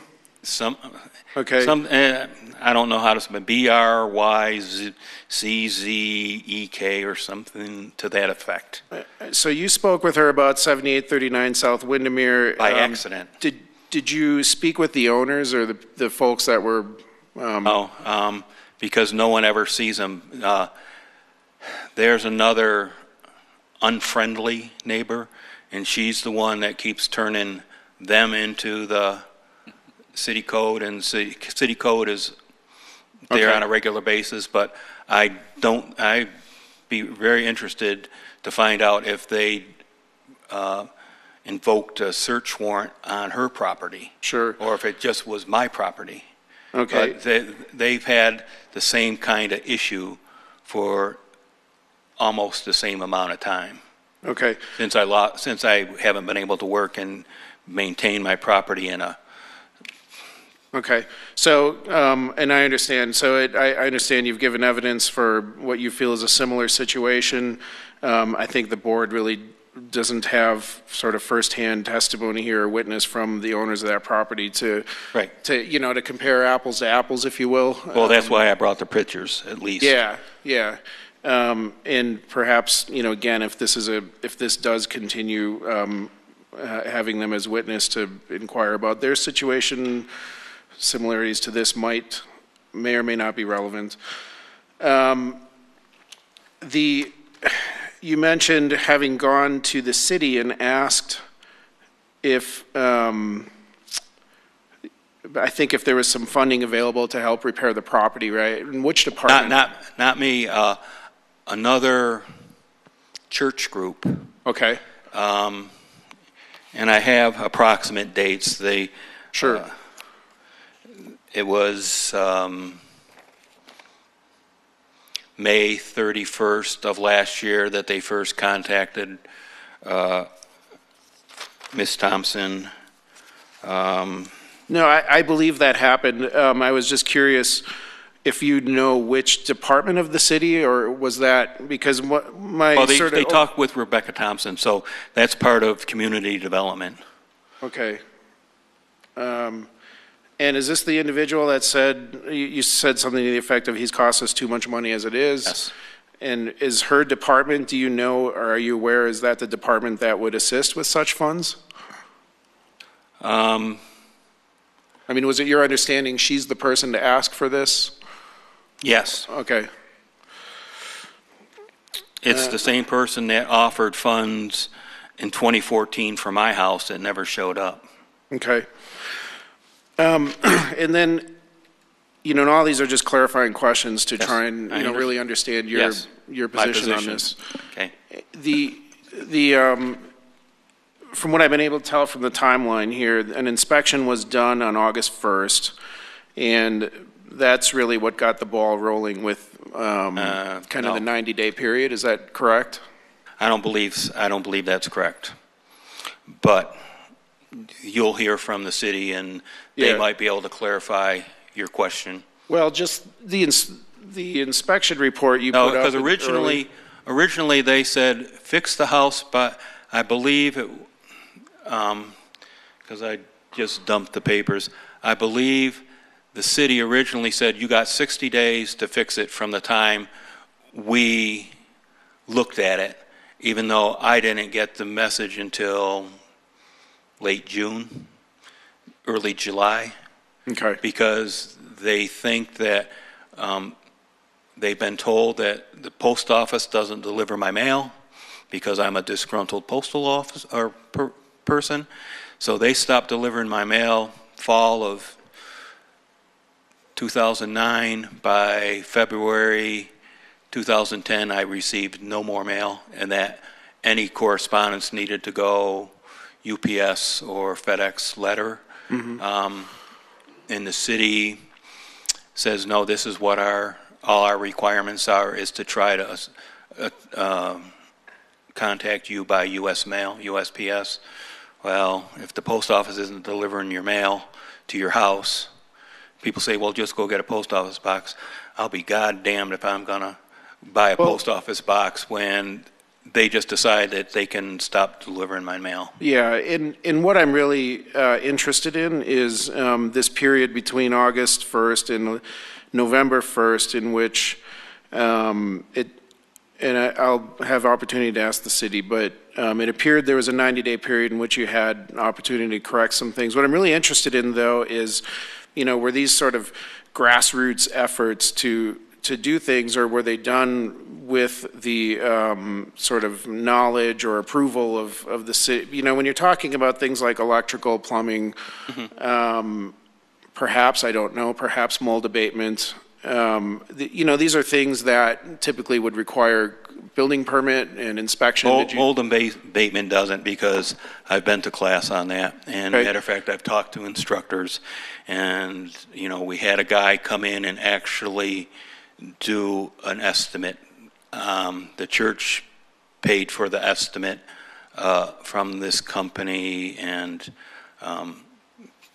the state of Colorado, there's almost nothing that's, you know, you can go marry somebody if you want in this state. So if your friend, Okay. you know, there's a lot of things. You don't have to be licensed to be a psychotherapist.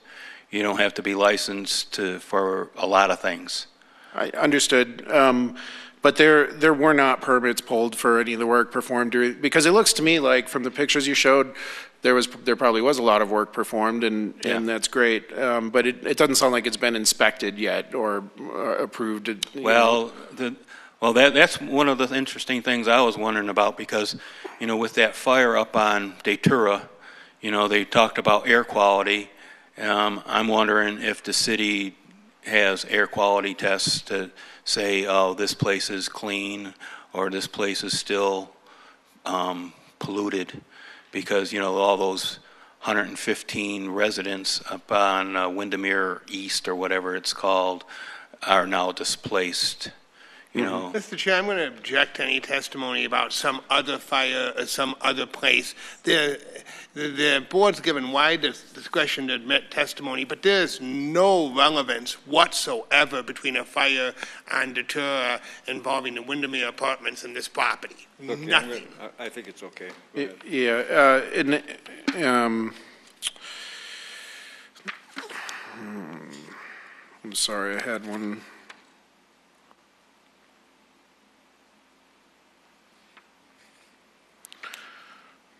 Bear with me for a second. If I can't find it, I'll yield to someone else. Oh, okay. Matt George, I believe, mentioned some investors perhaps being interested in this property. Is that true? Could you talk a little about that? I had some people come up to me and offer it. The people Matt George, because Matt George back maybe August 1st, he says, if we get someone to offer you $200,000 for this, will you take it? I says, go to hell. I says, the government has taken everything I've got. This is the last thing. This is the last stand. This is do or die, literal. Because I got nothing else. Okay. I've lost my ability to earn a reasonable living. Okay. So any efforts made to repair the property would be of your own doing and not with investors or guarantors or anything like that? Okay. Okay, that's all my questions. Thank you. Anybody else? I have another question then. I just have. Oh, go ahead. Sorry, just one follow-up question on kind of the health and welfare of the house, and regarding the mold abatement. Have you done any testing after all of the abatement to see if the mold has been abated? No, until I'm living in my house, I'm not gonna. That's a future step. Okay. We have.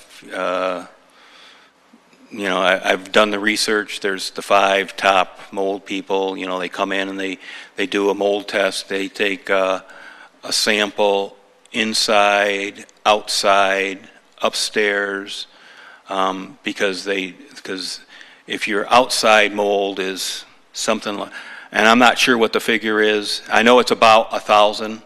So say your outside mold is 100, and your inside mold could go up to 800 and still be considered safe.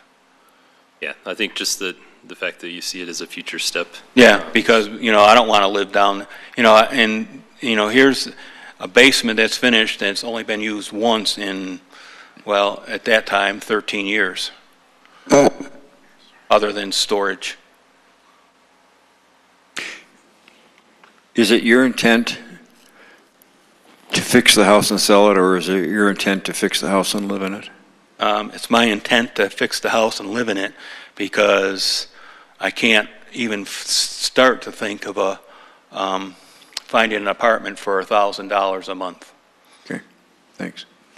Any? Just a procedural matter, Mr. Chairman. Before the testimony of Mr. Lynch concludes, Mr. Lynch, is it your intent to offer into evidence in the hearing the photographs and the other documents that you shared with the board on the projector? It is. All right, if you could hand those to the clerk here, she'll mark them then. And then, Mr. Chair, I think you need to make a determination that those exhibits will be accepted into the record. Okay.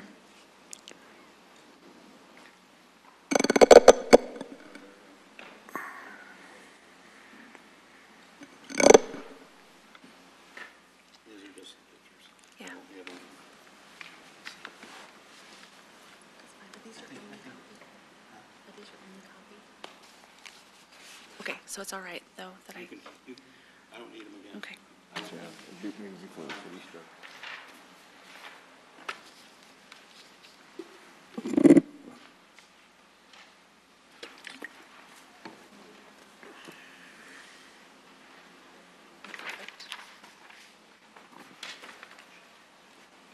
Thank you. Unless there are any objections, I have no objections, Mr. Chairman. we will accept that as evidence. Do you have any more witnesses? No. Okay.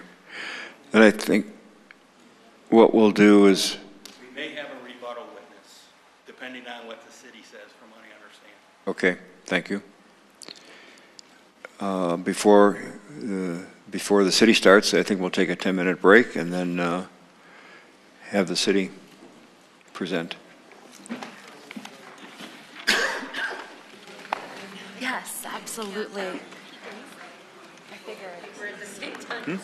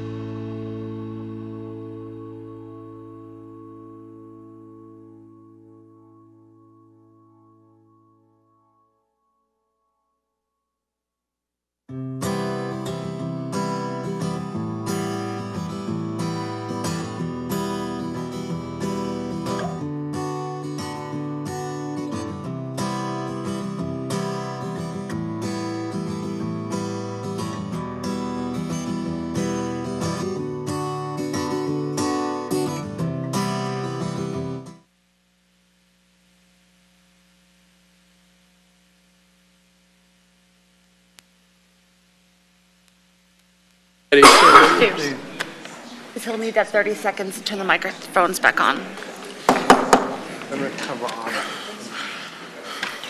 Okay.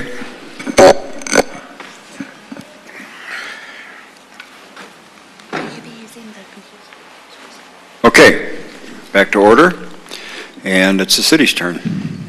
Thank you, Mr. Chair. The city would call Rebecca Thompson.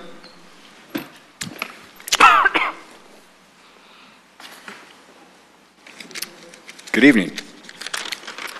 Would you, do you swear that the testimony you're about to give before this board is the truth, the whole truth, and nothing but the truth? I do. Thank you. Can you state your name for the record? Rebecca Thompson, And Ms. Thompson, by whom are you employed? City of Littleton. And in what capacity are you employed? I'm the code enforcement supervisor. And can you generally describe your duties as a code enforcement supervisor? Yes. Rebecca, it's not getting picked up. Thank you. Yeah. I'm sorry. I respond to complaints of city code violations, and we conduct inspections and then give correction notices and reports, and then we confirm that the violations have been addressed or not by re-inspections. And how long have you been a code enforcement supervisor? For over 8 years. And do you have any particular certifications regarding code enforcement? I do. I have a code specialist certification, 2 levels of code enforcement certification, zoning certification. And in your capacity as the code enforcement supervisor, there were some pictures shown of a house at 7839 Windermere. Are you familiar with that particular house? Yes. And can you describe for the board what circumstances were pertaining to that house?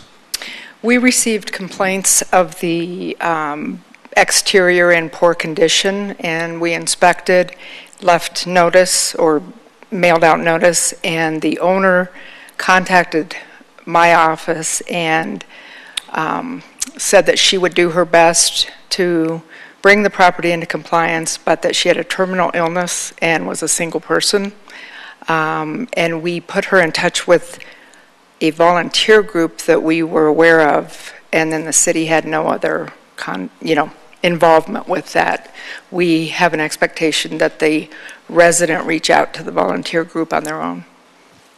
And does the city give that volunteer group a grant? Excuse me, can you? Did the city give that volunteer group a grant for these types of repairs? Not in this situation. There have been grants given when there's a substantial repair needed, but in that situation, there was no grant. Now, do you have knowledge of whether the city gives individuals a grant to make repairs on their houses? No, it has to do with the grants that were available were to make improvements to a neighborhood, say, maybe to a structure in a park that everyone could use. So it had to, the grants that were available had to benefit the entire neighborhood. So now shifting over to the property in question, the 7874 Windermere Circle. Are there any grants from the city, and the city means all of its departments, are there any grants from the city for the replacement or repair of the siding? No, not that I'm aware of. And would you be the function that those grants would normally be addressed by? I could refer people, but they would not come through my office. Okay. And are you aware of any city grants to an individual for repairs of the inside of the premises, such as the drywall, the flooring, any of the electrical or plumbing? No. And now, in terms of the housing authority, the city doesn't operate its own housing authority, does it? No, they're a separate entity. And that would be South Metro Housing Options? That's correct. And the city would have nothing to do with any grants that are awarded or provided by South Metro Housing Options? No. Okay. Now, let's moving back to this property at 7874. Windermere Circle. And I'm just going to say the subject property, and that's the property I mean. When did you first become aware of this property, and how did you become aware about it? Well, for this particular case, in 2012, I received notification from a police officer that she had issued a summons that we had asked the police department to issue. It had taken them over a year to locate Mr. Lynch. And she notified me that they had indeed served the summons, but they had also arrested him on unrelated charges. And she knew that there was a dog that was in the house, and she said that she had offered to contact someone to take care of the dog, but Mr. Lynch had refused, and she was concerned about the dog's condition. So we were able to get a right of entry search warrant to go in and inspect. And did you actually go into the house? We did. And when you entered the house pursuant to the warrant, did you have occasion to take photos of the premises? We did. And those photos are taken in the ordinary course of performing your duties as a code enforcement supervisor? Yes, they are. And those photos are part of the official records that you keep on this property? Yes. And I would ask that you look at exhibit number 1, and this is part of the packet of exhibits I provided to both Mr. Lynch and each of the board members. This is item number 1.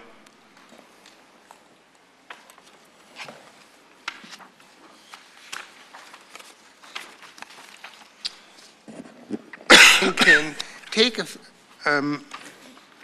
much time as you need and look at these photos, and then I'm going to ask you some questions about them. Okay.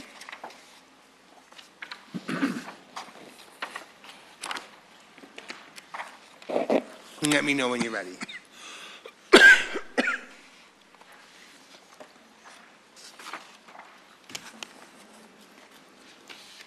you have a date on these photos? They should all be dated at the top, April 16th, 2012. Got it. It'd be the first item, yeah, number 1. Number 1 in your index. Okay. And did you take these photos in the course of performing your inspection on the property at that time? There were several of us taking photos, so some of them were taken by myself and some were taken by other inspectors. But they were all in your custody as the code enforcement Yes. supervisor?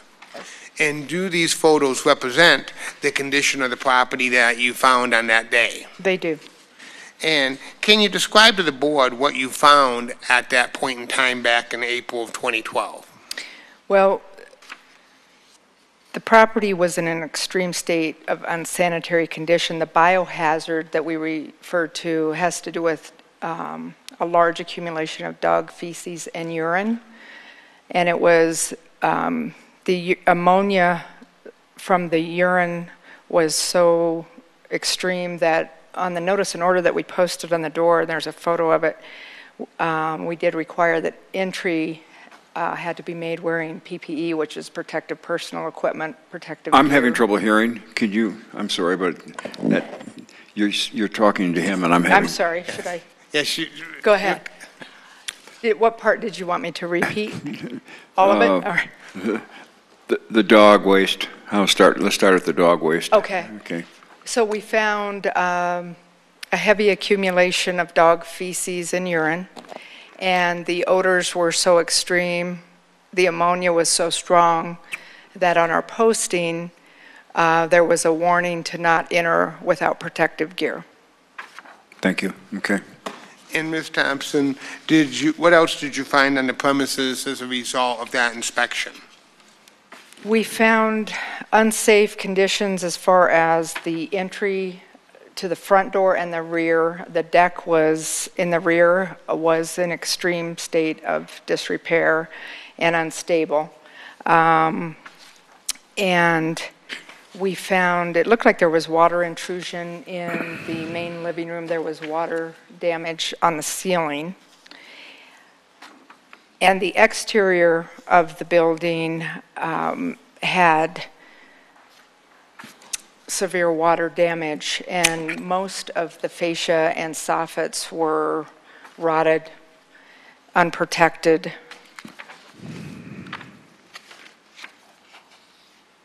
And was the house, at that point in time, did Mr. Lynch reside in the house? As far as we know, he did, yes. And so as a result, and was your inspection documented and all these pictures are contained in exhibit number 1? Yes. Now, as a result of that inspection, did you take any actions regarding the inspection? We did. We issued a notice and order of correction. And do you have any knowledge as to whether the corrections were made? They were not. And how do you determine if the corrections are not made? We re-inspect the property. And did you have occasion to re-inspect this particular property? We did. And I'm now going to ask you to look at the photos that are contained in what's been marked as exhibit number 2. Okay. And again, take as much time as you need to go through those photos. And again, those have been provided to the board. They're in the packet that you have, and they are marked as number 2.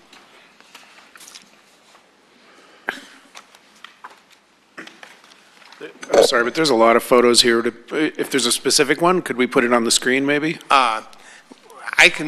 We can put them on the screen and have a walk through each one.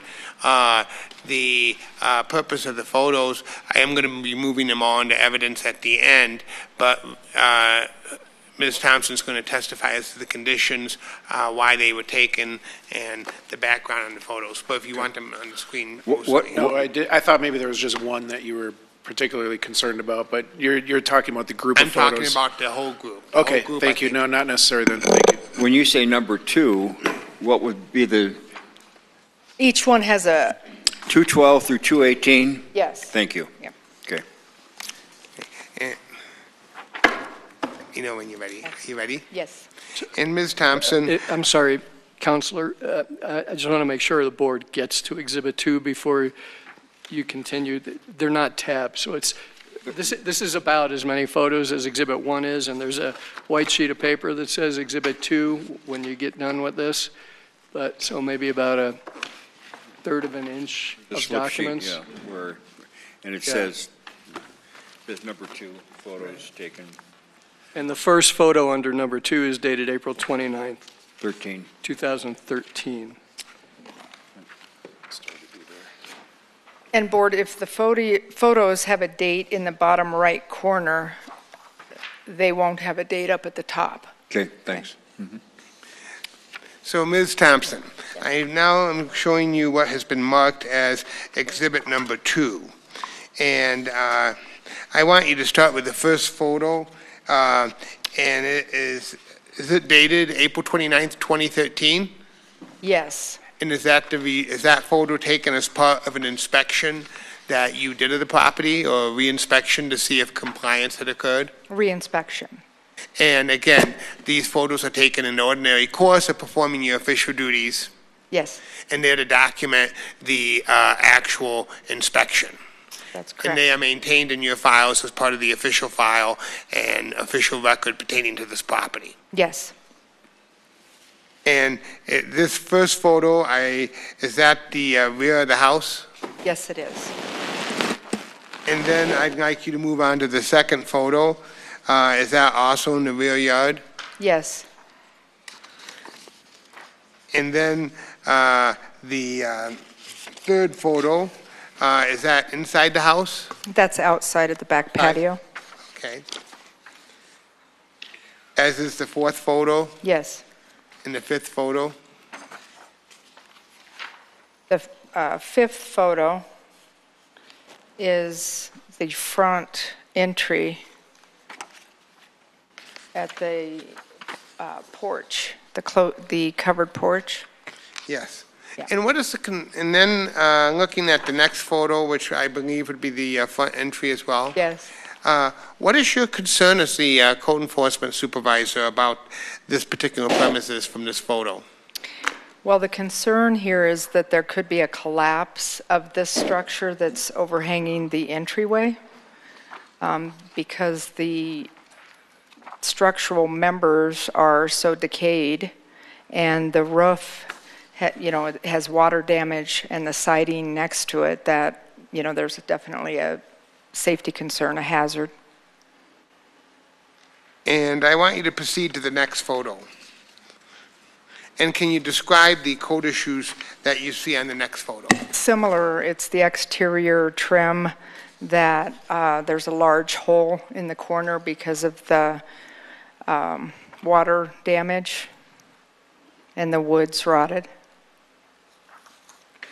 And then I want you to move to the next photo, and this apparently appears to be dated April 30th, 2013? Yes. Was that part of this inspection or a subsequent reinspection? I think it was a subsequent inspection, the same month, a different day. And can you describe your concerns regarding the condition of the premises in this photo? Well, in this photo, there's a police officer. We were called to the property with a report that someone was maybe living in the property, and so we were there to inspect, and it looks like the screen door was pulled off, but again, there's no improvement in the property. It's still cluttered and in disrepair.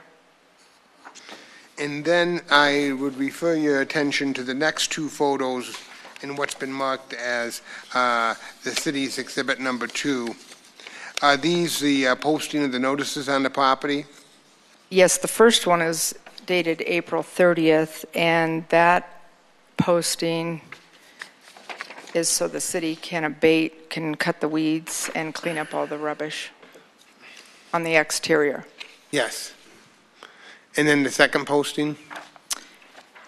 That shows the postings on the front door, just showing that they were still there, and actually, at this point, we had put a notice on the orange notice there for people to contact code enforcement and the police department for information or entry. Now, Ms. Thompson, I want you to look at the next photo as part of this exhibit. It appears to be dated June 8th, 2015. Yes. Was this photo, again, the result of a subsequent reinspection? Yes. And again, did you take these photos of the June 8th, 2015 reinspection as part of your official duties? I did. And are they also part of your official file? Yes. And were these photos taken for the purpose of recording that inspection? Yes. And the first photo, which shows the 7874 address plaque, what is your concern regarding the condition of the premises in that photo? Well, similar to the previous photos, there's water damage to the siding and the wood trim. And then I would refer you to the next two photos, which look to be the entrance into the property. And what is your concern regarding those photos? And again, similar to the previous photos, 2 years, except that the condition is worse. That it looks like the porch, the cover is in worse condition and slanted. At this point, it's sloping more than it had been. And then I'd like to refer you to the next photo dated June 8th, 2015, showing a light fixture. Yes. And what is your concern regarding that? The exposed wires. It could be an electrical hazard. And then, Ms. Thompson, the next photo dated June 8th, 2015. And can you describe to the board your concerns regarding the premises in that photo? And similar to the previous, this is looking up the wall, the exterior wall at the front door, and there's water intrusion, water damage to the siding, and the concern is that there could be water intrusion in the building envelope, so the area between the siding and the interior of the building. And Ms. Thompson, I'd ask that you look at the next photo, and again, please describe your concerns. Again, same condition, just worse than the April 2013. There's more water damage in the siding, and in this photo, one of the soffits is completely fallen off, and that black area there is, just exposed to the weather. And then the next final three photos are all of June 8th, 2015. And can you look at each of those photos and describe to the board your concern regarding the premises? Similar to the other photo that we just talked about, the siding is damaged and there's missing soffits and fascia board that's allowing water intrusion. Now, Ms. Thompson, between April 2012, when you first became aware of this property, and June of 2015, had there been any attempt that you're aware of to bring the property into compliance with the property maintenance code? No. And had anyone approached you regarding coming into the property or hiring a contractor to bring the property into compliance with the property maintenance code? No. And had you received any response regarding the notices of correction you'd issued to bring the property into compliance with the property maintenance code? None. And so as a result of that reinspection, the next photo in this exhibit all pertain to a reinspection that would appear to have been done on June 9th, 2017. Yes. And do you recall doing that reinspection? Yes. And again, each of these photos has marked June 9th, 2017. You took those in the ordinary course of performing your duties as a code enforcement supervisor? Yes. And they were to document your inspection? Yes. And they're part of the official record in the file? Yes. And you maintain these in the ordinary course of performing your duties? I do. And I'd like you to describe the first photo, which appears to be a notice on the property. And this is similar to the previous notice. This gives the city the authority to cut the weeds and clean up any rubbish on the property. And then the next photo, which is of the front of this property, can you describe what your concerns would be regarding the outside of the property from this photo? Well, the building is in the same dilapidated condition, but in this photo, it's showing the tall grass and weeds. And then I would like you to look at the next photo, and what are your concerns? And similar, it's just a different angle, but it's showing the front entrance and the damaged building materials. And then the last photo dated June 9th, 2017. And it's similar, it's just showing it again from a different angle. Now, Ms. Thompson, between 2015 and 2017, had there been any requests of code enforcement to either enter the property to make repairs? By the owner, no. The owner? No. Were you approached by any contractors or any agent on behalf of the owner to enter the property and make repairs? And not before we gave the first notice prior to June. And did any third parties approach you regarding wanting to purchase the property as a result of these inspections? I don't think as a result of the inspections. I did receive a phone call from a neighbor saying he was a real estate agent and asking the status of the property, but that was it. And the property from 2012 all the way through 2017 was in violation of the property maintenance code? Yes. And now, the next group of photos as part of this exhibit dated June 1, 2018. And I would refer your attention to those. Were those, again, taken as part of your official duties as a code enforcement inspector? Yes. And were they part of the official record pertaining to this property? Yes. And were they taken for the purpose of documenting the inspection? They were, yes. And The first photo shows the front of the house and the front yard. Can you describe to the board your concern regarding the conditions on that property? And it's similar to the previous, we're concerned about the lack of maintenance, the dilapidated condition of the siding and the roof and the front porch. And I would refer you to the next photo, and can you describe what that is a picture of? Showing there's two postings here.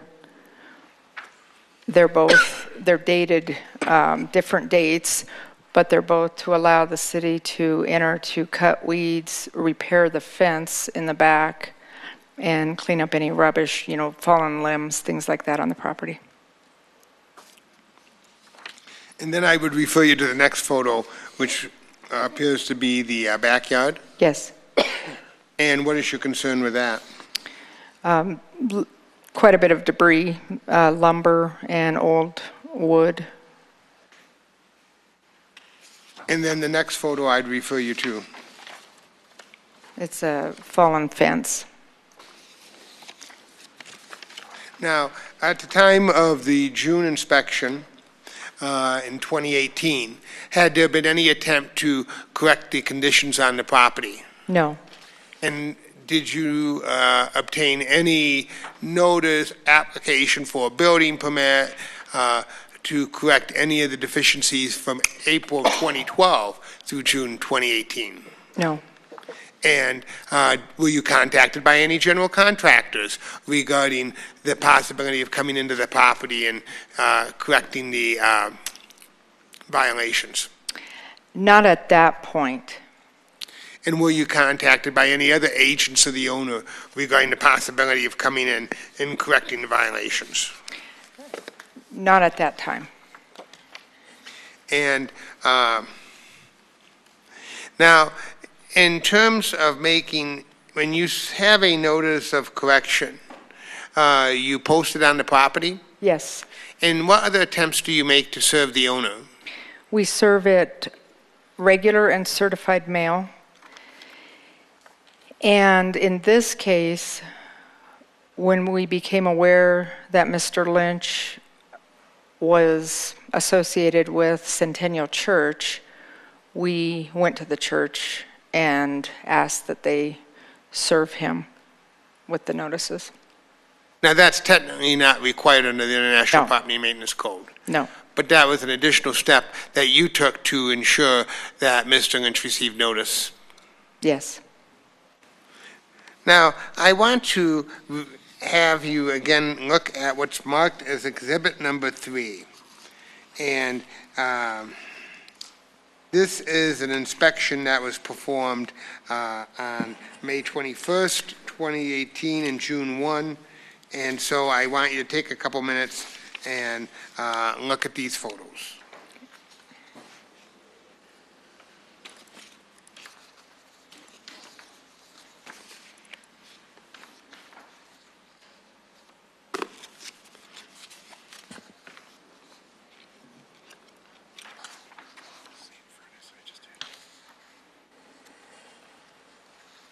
Okay. Now, again, were these photos taken as a result of an inspection performed on May 21st, 2018? Yes. And was that inspection performed in an ordinary course of your duties? Yes. And these photos were taken for the purpose of documenting that inspection? Yes. And they've been continuously part of the official record since you've taken them? Yes. And you took those in your capacity as a code enforcement supervisor? I did. And I'd like you to refer you to the first photo. Can you describe to the board what that is? This is a photo of the water heater and furnace and depicts that they're in disrepair and not operable. Parts and copper have been removed. And there's also debris, what looks like drywall on the ground around the appliances. And I'd like to refer you to the next photo. Can you describe to the board what this is? It's a large amount of debris and household items on the floor. And was this room passable? No. I'd like to refer you to the next photo, and can you describe to the board what this is? Similar, a large amount of clutter in a room and all the items are in disarray, laying around on the floor and prevent passage in the room. And I'd like to have you look at the next photo, and can you describe what this is? This is a bathroom that is not usable because of the clutter and the unsanitary conditions. Is the plumbing still there? Has the plumbing been removed? I believe it's still there, the faucet and the handle in the tub. And I'd like you to look at the next photo and describe to the board what that is. It's another room in similar condition, unsanitary condition, and egress is compromised. And I'd like you to look at the next photo and describe to the board what this is. This is the garage, and it's in similar condition as the other photos, with large amount of debris and household items. And then, Ms. Thompson, I'd like you to look at the next photo and describe to the board what that is. This is the kitchen, similar condition. It's unsanitary with a large amount of items on the ground and on the counters. And Ms. Thompson, I'd like you to look at the next photo and describe to the board what that is. It's another angle of the kitchen showing that the stove's not usable because of all the items stored on it. And there's rotting food. And none of that appears to have been disposed of, placed in a garbage container. Not at this time. And that would be required by the city code. Yes. And I'd like you to look at the next picture and just have you describe to the board what that is. And this is the living room, and it's in similar condition as the other rooms, unsanitary. Is that room passable? No. And I'd like you to look at the next picture and describe to the board what that is. This is an area that shows water damage and the mold that has climbed up this drywall. And do you know if the owner has performed any tests to identify whether that's black mold or and what would need to be done to correct it? Not that I'm aware of. And I'd like you to look at the next picture and describe to the board what that is. And this is the living room, and it's a view with the fireplace showing a large amount of debris and household items, and it's not passable. And Ms. Thompson, I'd like you to look at the next photo and describe to the board what that is. This is the upstairs bathroom, and it's not usable because of unsanitary conditions. And Ms. Thompson, I'd like you to look at the next photo and describe what that is. And it's another view of the same bathroom, just a close-up. Now, as a result of that inspection, did you have occasion to issue a notice and order to the owner of the property, Mr. Lynch? We did. And what did that, and is that notice and order part of this exhibit? It is. It's the last 2 pages. And can you describe to the board what the notice and order was for?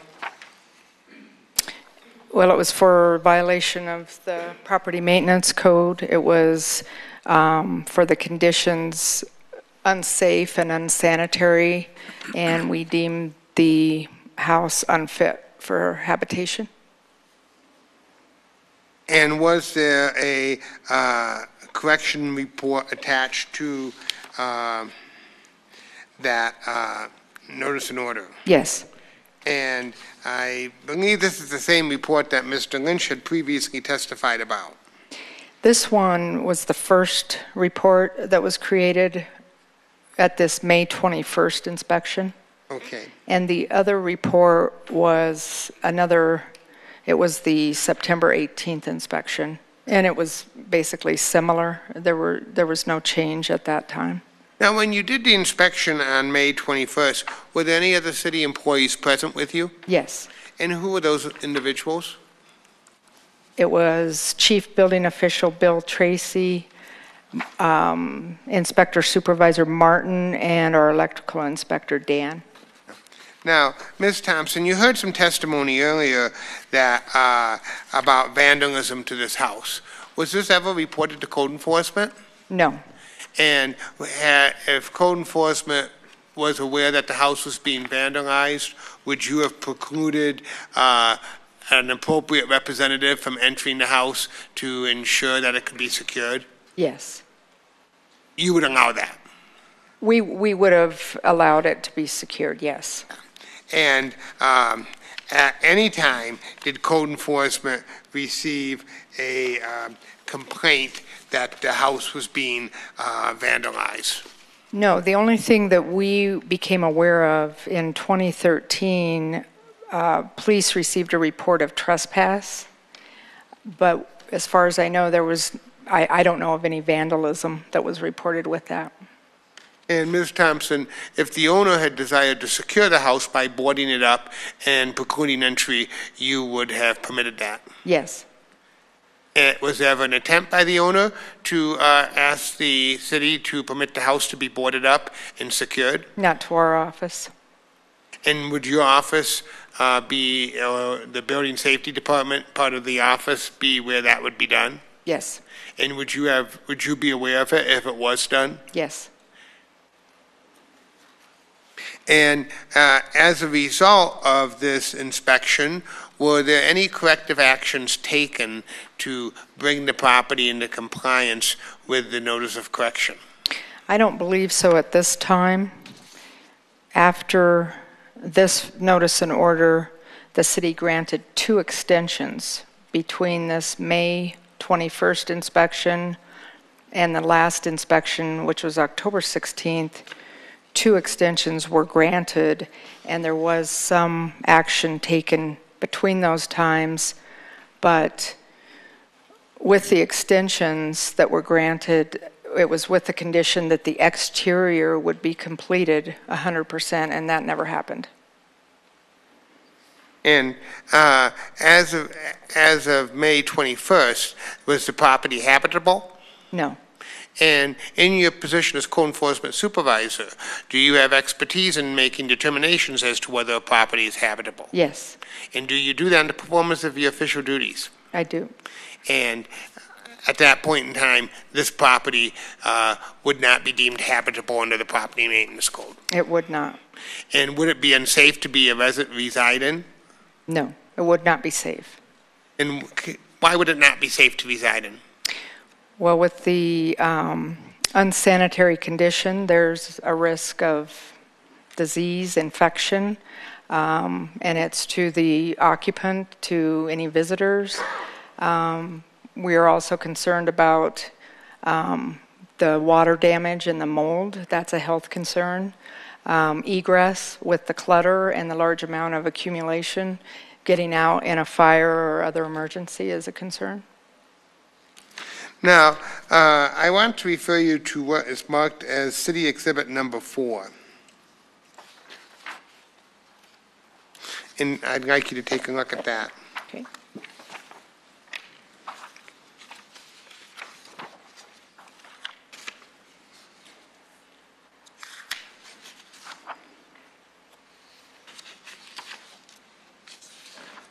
Can you describe, the first item appears to be an email that was sent to you. Yes. Can you describe to the board what that is? This is an email from a person named Dee Gitzinger, who said she was the power of attorney for Mr. Lynch, and she requested an extension of time be granted, and we did grant that. And is that something that you would normally do with a property owner who indicates their desire to meet the requirements of the notice of correction? Yes. And you did that here? Yes. And then behind that, I see a series of photos. Can you describe what those are? Excuse me. Well, on the notice and order dated June 25th, the first bullet is the condition that, this is the condition of the extension being granted, and it says that the exterior has to be in compliance by August 1st. These photos are dated August 2nd, and it shows that the exterior is not in compliance. And can you briefly describe to the board why the exterior is not in compliance based on these photos? Well, it's similar to the previous. There's water damage, siding, and other structures that are in disrepair have water damage. One of the photos shows the meter housing at the rear of the property. It shows it's pulled away from the wall, and that's a fire hazard, electrical concern. And then one of the photos shows the exposed wires at the rear of the property.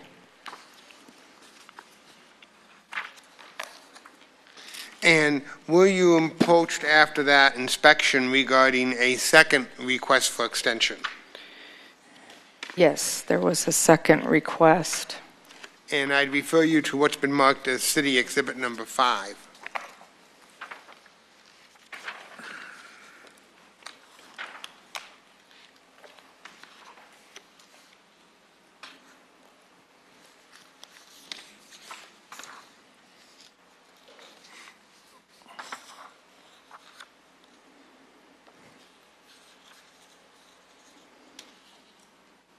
And can you describe the first two documents prior to the pictures to the board, what those are? It's an email from the power of attorney, D, and she's describing what's been done to the property. And at this time, there was more of, it seems like there was more of a focus on cleaning up the debris from the inside.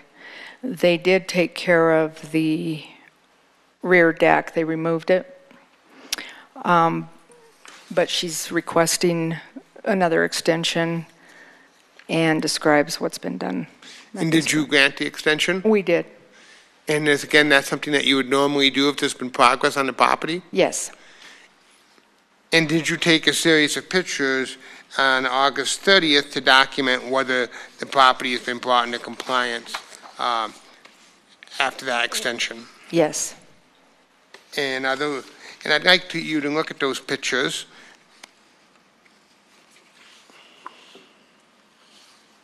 Okay.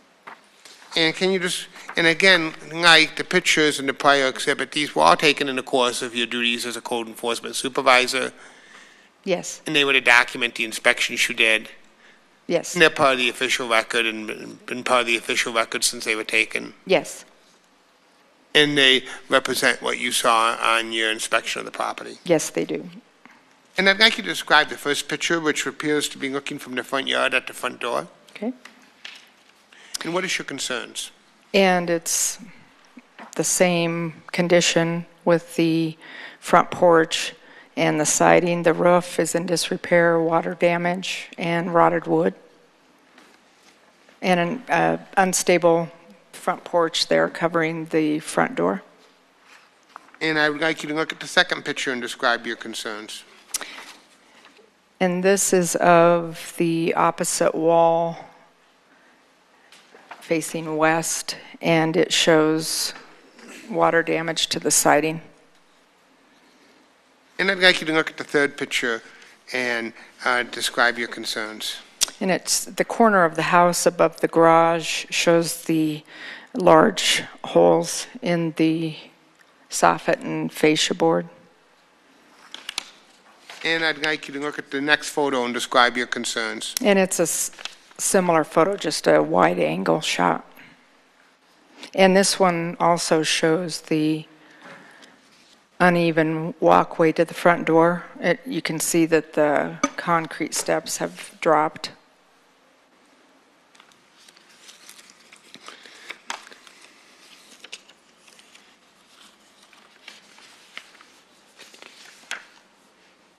Now, Ms. Thompson, was the property in compliance with the property maintenance code as a result at the end of the second extension? No, it was not. And in your opinion, based as a code enforcement supervisor and based on your expertise, was the property habitable at the end of the second extension? This would have been at basically September 1 of 2018. No. And had you been contacted by any general contractors regarding obtaining a building permit and coming in and doing the necessary work to bring the property into compliance with the code?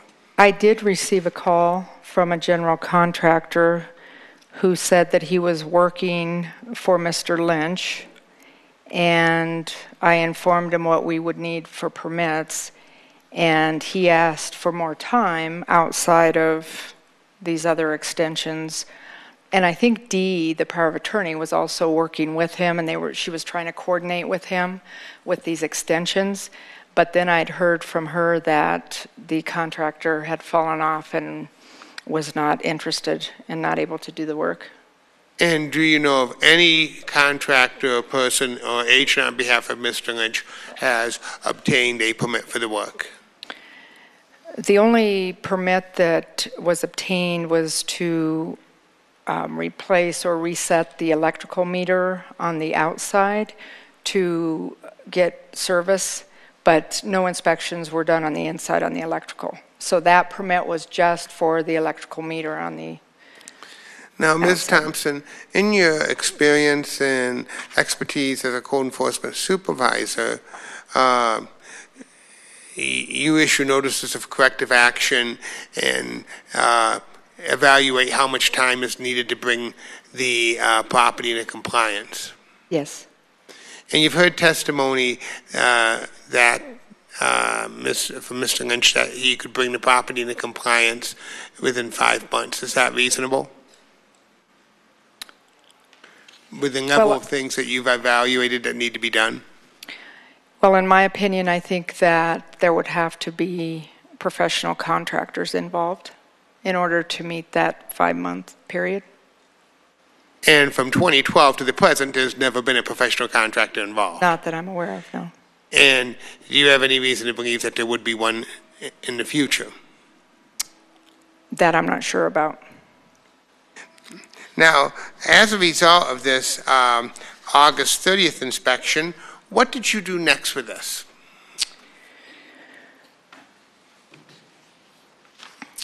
Let's see. Let me check my notes to see the timeline. So after August 30th, that inspection, do we need to stop a minute? Yes. Okay.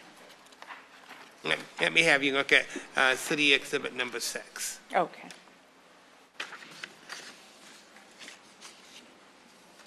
So the inspection that we just reviewed, August 30th, that had to do with the exterior, and that was to determine if they had complied with the second extension. So that one was just of the exterior. And then on September 18th, we conducted an interior inspection. Let's just talk about the exterior inspection. As a result of the exterior inspection, did you issue any notices? Yes. And what notice did you issue? It was a final notice and order, and it was issued on September 4th. Now, Ms. Thompson, is this the final order that is issued, basically telling a property owner that you must comply with the property maintenance code or the property is subject to demolition? That is an option, but this notice was prior to the demolition. But if a property owner failed to abate the problems, would they then be subject to a notice and order of demolition? Yes. And so this is basically your last-ditch attempt to get compliance. Yes. And did you have any conversations with Mr. Lynch from during, let's take one period of time, in 2018, did you have any conversations with Mr. Lynch? No, And did he ever contact you or contact your office regarding bringing the property into compliance? no, Did you have any conversations with Mr. Lynch, do you recollect, in 2017? no, In 2016? no, In 2015? no, In 2014? no, In 2013? no, And in 2012? yes. And what were the nature of those conversations, if you recollect? That was in court, and it was just over the court arraignment. Okay. Now, from the time of this outside inspection on September 4th, 2018, till today, has the property been brought into compliance? It has not been brought into full compliance. And did you have occasion recently to go by the property? Yes. And what did you observe? The exterior looked the same as it did when our last interior inspection was October 16th, and the exterior looked the same, and it's still not in full compliance. And does the property have utilities? The property has electricity, and again, no inspections have been made on the interior electrical wiring, but there's no gas and there's no water. And is the property habitable today as we speak? Not as far as I'm aware, no, it is not. Well, without gas and water, it is not. But the last time we were inside was October 16th. And is the property safe to live in today as we speak? No. And and so as a result, was the order of abatement complied with? No. And so what action did you take then? We issued an order of demolition. And do you know if that was served upon the mortgage company having a lien on the property as well as Mr. Lynch? Yes. And did you keep the records of that service? I did. And in fact, those were filed with the board. Yes. And were you ever contacted by the lender regarding their bringing the property into compliance? Not in bringing the property into compliance, but I did receive 2 phone calls from attorneys for the lender, and they wanted information about the order of demolition. And did we provide that? I referred them to your office.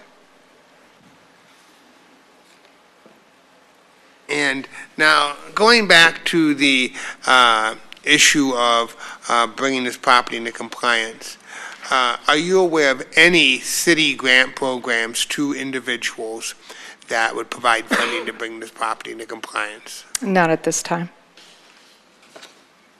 And are you, in fact, the city grant, are you aware of city grant programs that basically go to nonprofits and other entities that, for the social services? Do the city grants go to like not-for-profits? They don't go to individuals? That's correct. I have no further questions.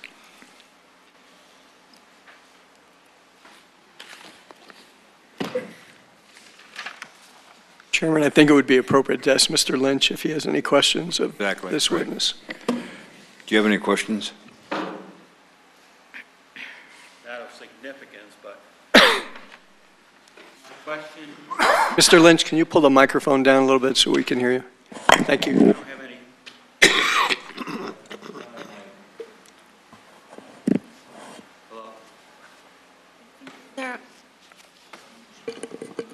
Is there a little button there? There you to go. turn on? Okay, I have here is a consistent problem with the way the city decides they want to communicate. If Mr. Lynch, I'm sorry, this is cross-examination. The question is, do you have a question to ask this witness? You posted the notice on the exhibit for the fence in the backyard. We had a microburst, and you posted it on the door, and it's the first one that you've ever put actually what it is. The fence in the back must be fixed by 5/8/18, and it was fixed by 5/8/18, and yet you sent somebody to the property anyways. And how do you get a notice of a problem if you post it and give 5 days when you're not even allowing the person to be there? And has the fence been fixed? You can answer the question. The fence was repaired. And we do post the notice on the property and have an expectation that the property owner is taking care of the property, and so we'll see the notice.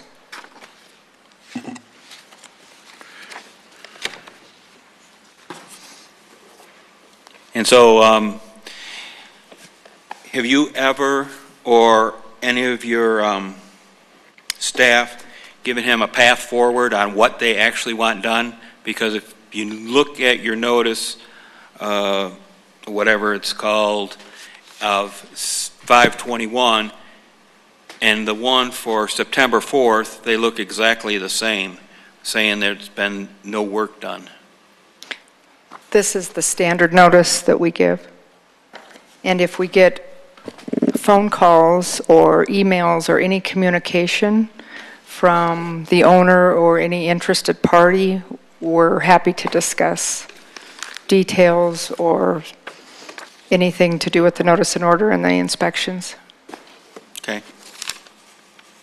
That's all. Okay. Does the board have any questions? Yeah, I do. Part of Mr. Lynch's testimony dealt with 7839 Windermere. You mentioned in that case there was a complaint of exterior and poor condition. They contacted your office. Or, so I guess somebody would have made a complaint to your office, is that right? Yes. And then they contacted you after the complaint was made, is that right? The homeowner did, yes. Homeowner did. You know, understanding it may not even be your duty per se to refer citizens to volunteer groups like you would have in that case, but I'm just curious, have there been other cases where you'd referred citizens to, you know, some groups or entities that might be able to help in their properties when they've been brought to your attention? If they request it, and or you know, if we become aware that there is a hardship and we're aware of a volunteer group that is available, we will put them together. With Mr. Lynch's property, were you aware of a volunteer group, or did you suggest or mention anything like that to him at the time? It sounded like somebody had contacted you or your office about 70, you know, the comparison to 7839. So did somebody refer him to whatever volunteer group helped at 7839? Not that, no one from our office that I'm aware of, no. Okay, were you aware that if that entity even still existed, or I guess why not refer him if you've referred others? Well, typically when we refer a homeowner, again, there's a hardship and they ask for help, and it's usually fairly small. It could be a fence repair, it could be paint, yard work. And this is an extreme case that, you know, we would not have thought of a volunteer group. Okay. But I don't, you know, we were not asked for information or help with the volunteer group. Did you feel that Mr. Lynch's property was in much worse condition than 7839? Is that what you're saying here? Okay. You mentioned biohazard. The ammonia was so extreme you required PPE before anybody could enter. Yes. Do you think that poses a danger to neighbors? Would the ammonia be so strong to migrate? And what's the health risk associated with ammonia? Lung damage. Okay.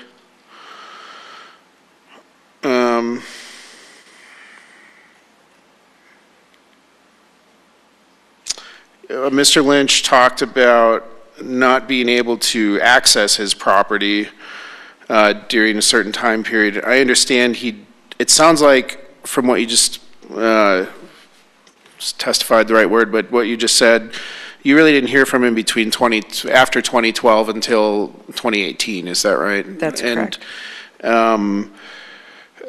If he had contacted, it sounded like, according to his testimony, the police had chased him off when he did try to come by. If he had contacted your office or contacted you, would there have been a way for him to get to his property to try and clean things up or try to make progress on it? Yes.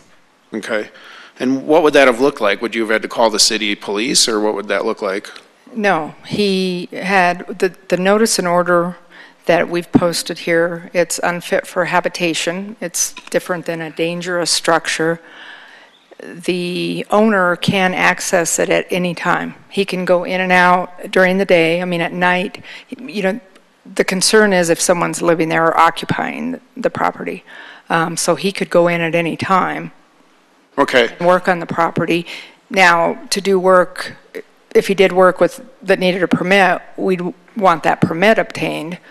But otherwise, we don't limit the amount of time that an owner is at the property doing work.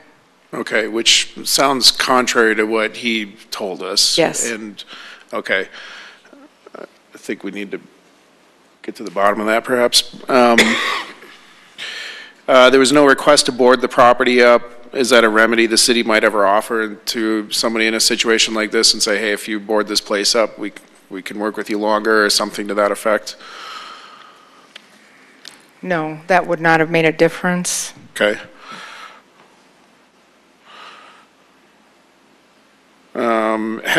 In your opinion, have any elements, well, I'm sorry, you probably said, but when was the last time you were at the property?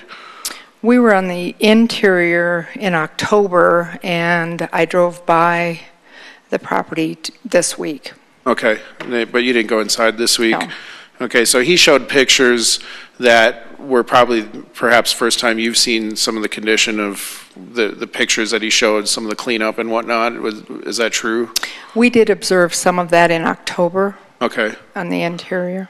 Do you believe any elements of this property have been brought into compliance with, there were specific code provisions that were stated, in the inspection report that have been violated? Do you think any of those have been brought into compliance yet? Not fully. Not fully? Okay. That's all I have. I have a question. I noticed on some of the pictures there's lock boxes on the front door, on the garage door, and I think on a rear door. Were those put on by the city? At one point, when in that one photo from 2013 with a police officer there when there was a trespass, in order to secure the front door, the city did have to have that front knob changed, and we put a lock box, and that's what that orange notice states, that for entry, and it's to anyone, the owner or mortgage company, contractor, to contact the city code enforcement or police department for entry. But after that date, the house was going into foreclosure, so that blue lock on the garage was put there by the mortgage company, and they completely rekeyed the house. So the city no longer had access to it as far as, the lockbox that we'd had on there. And my understanding is the property was redeemed, and so never went into foreclosure where the mortgage company took possession. But that's what the blue lockbox is.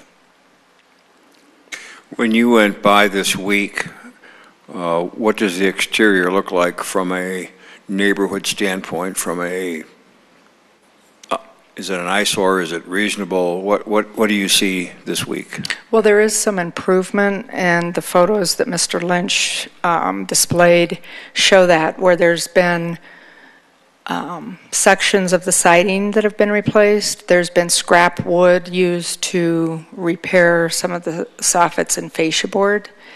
And some of the damaged siding's just been painted over. So it's better at a glance as far as, the water damage. Mm-hmm. If a neighbor called today and said the property is terrible, it's a blight, it's a, whatever, and you drove by the property, would you give notice to the owner, or would you say to the person that complained, yeah, it's not pretty, but it's not something where we're going to post it? What would you do? We would give notice because there are still areas of exposed wood and siding. Okay. It's not protected. Okay, from a look standpoint, from a curb standpoint, it's still not what you would accept for the neighborhood? Yes, that's correct. true. Okay, Yep. thank you.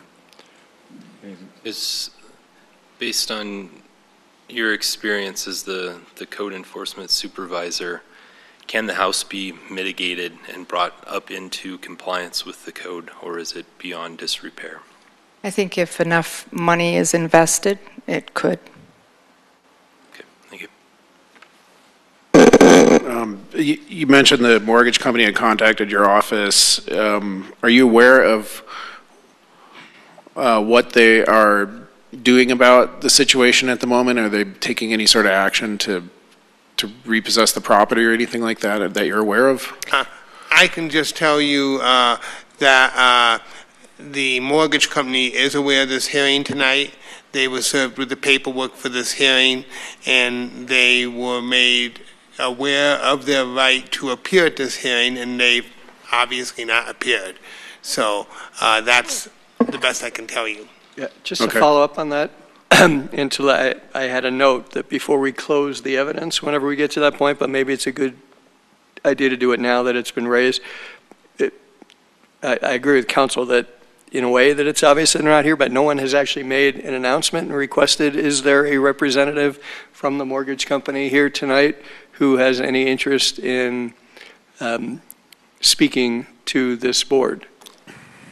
Okay, now I think we can say for the record, no one has responded, and it is obvious that there is no representative from the mortgage company here. Thanks. What I'm interested in, and I don't know if Ms. Thompson's the right person to answer, but is, you know, if the property were to be sold in the current state it's in, you know, given you have these notices and, you know, now in order to demolish, is that even still something that's legally or procedurally whatever possible at this point? There is a provision in the property maintenance code that allows, when there's a transfer of title, if we get a signed notarized statement from the buyer that they accept the notice and order and that they are going to make the corrections or demolish, then that is legal. We would accept that. And you give them a certain amount of time to do that?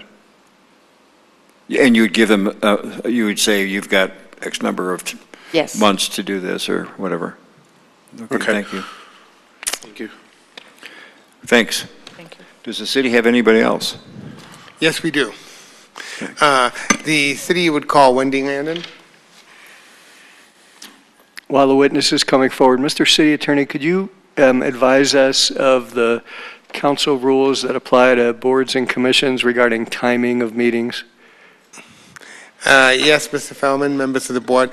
The council protocols and legislative rules require that if a board is going to go beyond 10 p.m., that the board must vote to continue the hearing that night past 10 p.m. So we poll the board to see if that's okay. Yes, either polling it, but technically you should just vote on it, and I would just encourage that the chair ask the board the proper process. In fact, we used it last night at City Council. It was at 10 o'clock. The council voted, should we continue our meeting, and the council did. Okay, right. And it's the board, if I understand it correctly, it's the board discretion to decide how long you want to go, and then revisit the issue as to whether you want to continue this to another evening. So somebody may want to make a motion, or Mr. Chair, you may want to suggest. Let me before I do that, how long do you think this person might testify? I don't expect this witness to take more than half an hour, but I think probably I have probably another hour after that because I have 3 more witnesses. Okay. All right. Then I'm going to. That would be that could well be 11:30 or 12 o'clock, couldn't it? I would hope it'd be earlier. I've been out late all night. every night It's this 10, week. it's 10 o'clock now, and if this witness is a half an hour, then you have, so it could easily be 11:30, correct? Yes, hopefully sooner, but I think that would be a realistic estimate. I'm going to suggest that we continue this, but I don't think we need to wait a month. We want to do this. I'm going to ask Denise a question. Do you have knowledge of when this would be available, not waiting to February? One option would all depend on other people's availability. January 30th is a Wednesday, and it is available, but it would depend. I'd have to ask our attorneys if they're available. Are you available? Yes. Yes, I could be available that evening. Okay. I'm going to, If we have enough board members to be available. I'm going to, okay. And Mr. Chair, one thing, this is a non-city witness. This is an outside witness who has come in, and if the board would indulge, I would ask that you continue the hearing long enough to take this testimony so this witness doesn't have to come back. You'd like to do this tonight? You'd like to do this tonight? Well, do you need a motion? You will need a motion to go past 10 p.m.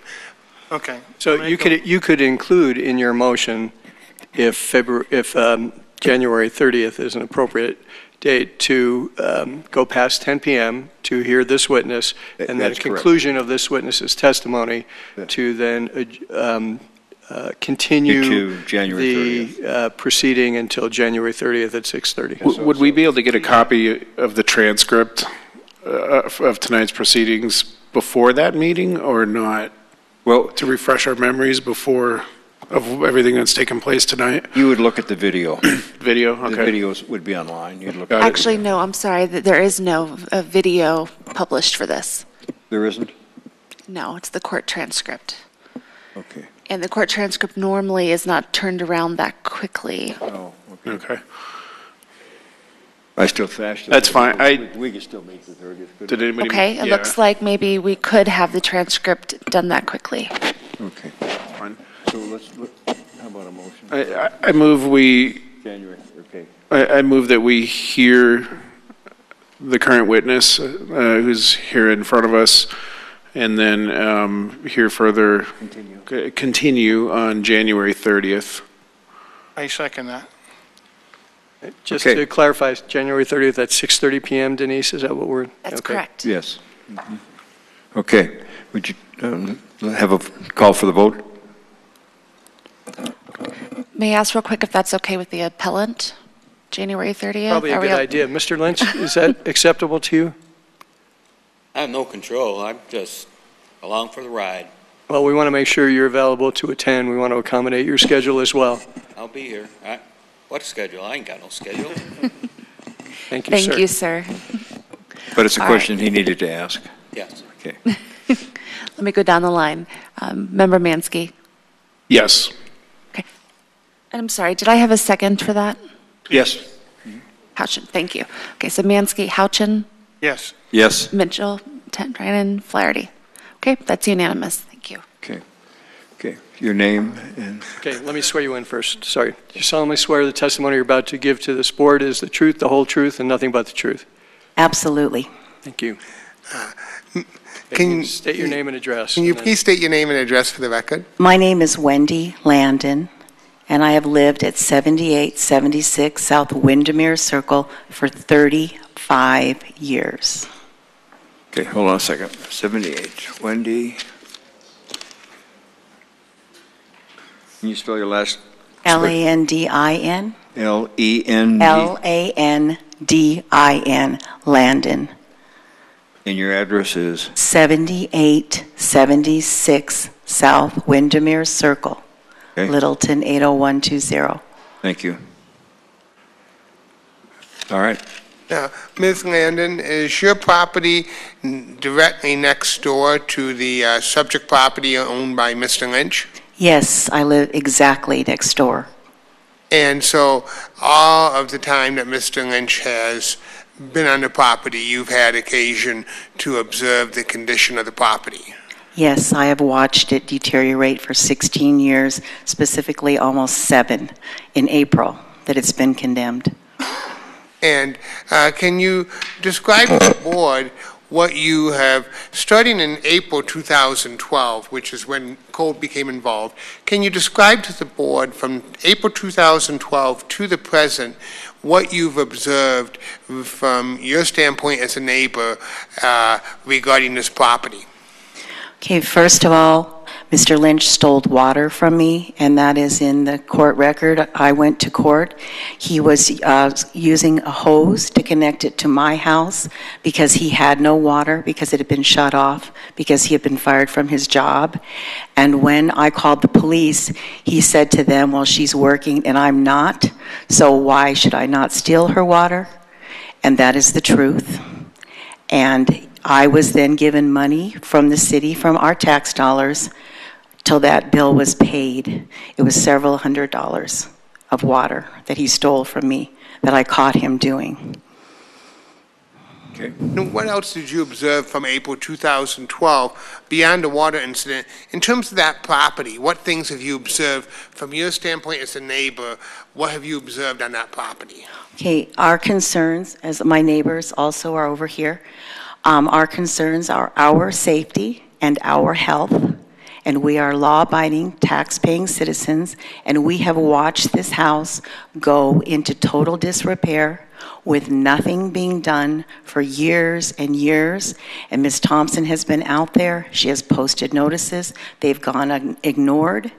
And then she's given extension after extension after extension. And we have watched the roof fall in. We have watched the porch come down. There are no gutters. The backyard is impassable.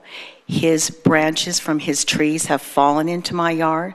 I've had to pay to have the fence repaired that I paid for initially. The fence was never given a dime for the fence. And his trees were growing into my house, so at our taxpayer expense, they had to come out and trim the trees because they were in my screens, ripping apart my screens at my house. And I have watched rats, raccoons, bats come from that house. It has brought all of our property value down. It is a grave concern to my entire neighborhood that we live in this filth and disgust next door to us, and the danger to us of fire or explosion, gas, whatever, is very concerning. And it is not right that we have to continue to live like this in our neighborhood, where we pay our taxes, where we maintain our homes, where we all work very hard to make sure our houses look nice and that they're safe and they're clean and they're healthy. And I've watched nothing but deterioration, as all my neighbors who are here tonight have done for 16 years, almost 7 specifically since it was condemned. Nothing has been done. This summer, some people came from the church and they even gave up on it. And they came to do some things. There was a dumpster out there the entire summer that we had to look at that was filled with all kinds of garbage. And that was unsafe for our neighborhood. And it was very upsetting to all of us that we were living in this filth and this disgust. And it had nothing to do with us. And we all worked very hard to maintain our properties. And we're proud to be citizens of Littleton. And we do not deserve to continue to be unsafe and unhealthy in our neighborhood. And all we've watched is a progression of deterioration and filth and disgust. Now, Ms. Landon, has this, in terms of the other properties in your neighborhood, in this property, is this property maintained to a standard consistent with the other properties in your neighborhood? Absolutely not. And because you're adjacent to the property, do you have occasion to observe whether there's been work done on the outside of the property on an ongoing basis? Yes, we saw this summer some activity for about 2 weeks. People came from the church with trucks. They're the ones that paid for the dumpster. And it was filled up 3 times and taken away. Then finally it was taken away at the end. And we did see the deck go out into the dumpster. and we saw all kinds of other garbage and rubbish go into the dumpster this summer, but it wasn't anywhere near what the list said that was posted on the door. There were about 20 infractions that had to be met up to code by August, and they were not. He was given another extension, they were not. And now we are here again tonight, and it still hasn't been improved upon. There was one piece of wood that went up underneath the porch to keep it from collapsing. There was some siding work done, as Mrs. Thompson stated. Most of it was just painted over, it wasn't replaced. There is mold. The stairs are unsafe, and there's exposed wires. And we've seen a little bit of action, but not nearly what it was supposed to be. And it's not taking place. And he's continuing to not comply to the city. And Ms. Landon, has the condition of this property affected your quality of life in your property? Absolutely. My entire neighborhood has been at stake. Our property values have deteriorated. People have told me we will not buy a house next to a condemned house. So nobody wants to buy our homes. We have nowhere to go because we can't afford to live somewhere else. And we're not going to be driven out of our neighborhood by Lynch. And we have seen nothing but lack of anything from him. No cooperation, and we are not grouchy neighbors. We are concerned citizens. And so, Ms. Landon, do you have any objections to if the board were to grant the order of demolition for this property? Do you have any objections to this property being demolished in terms of how it might affect your property? No, it would absolutely no hesitation. It would increase our value of life, in value of our property. We are all in a terrible situation in Windermere Circle. And when Littleton is called one of the best neighborhoods in all the United States, it is not for us at all in any way, shape, or form.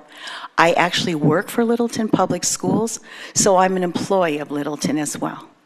And I can't in good conscience go and tell my students, when I teach U.S. government, how it works when citizens have no rights.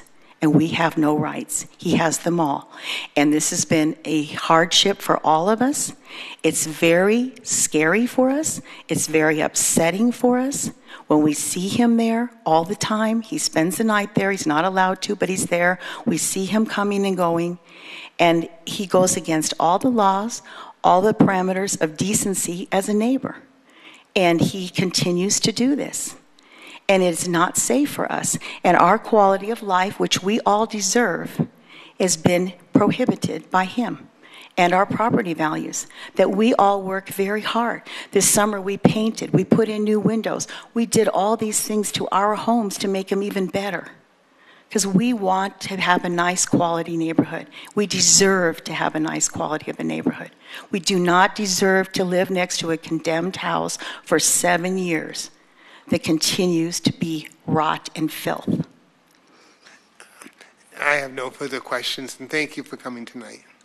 Thank you. I appreciate your consideration, as do my neighbors. We really need you to act on this on our behalf. Thank you. Can you hold 1 second? He gets to ask you some questions. Mr. Lynch, do you have any questions? Yeah, she brought up the water. When was the water issue? And it was The 2000. questions, do you recall when the water issue was? Yes, and you have the paperwork. It was in 2008. Okay. When we went to court in 2008. Okay. And the city sided with me. The judge did. Thank you. Okay. So it's true you don't have a homeowners association in your neighborhood? No, unfortunately not. And so it probably goes without saying, you don't have any sort of covenants in the neighborhood either? No. Okay. No problem. First question was whether there was a homeowners association. Second question was whether there were any covenants in the neighborhood, and no. So it's If there were, then we wouldn't be dependent upon the city to make sure these things happen, because we would have a board that would have long ago kicked him out. So obviously then we're relying on the code for the city to keep the neighborhood. Yes, sir. for our safety and our help. Have you, or are you aware of any other neighbors who have experienced any health issues directly related to this property? I'm not sure yet, but we're talking tonight about mold. We're talking about all kinds of items that might be long in the future that he's causing for our neighborhood. I understand there's potential, but, so it sounds like so far the answer would be no. As far as we know at this point, Right. but that doesn't mean in the future. Understand.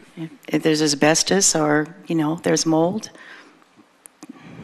manifests itself. No? Anybody else? No? Thank you. Thank you.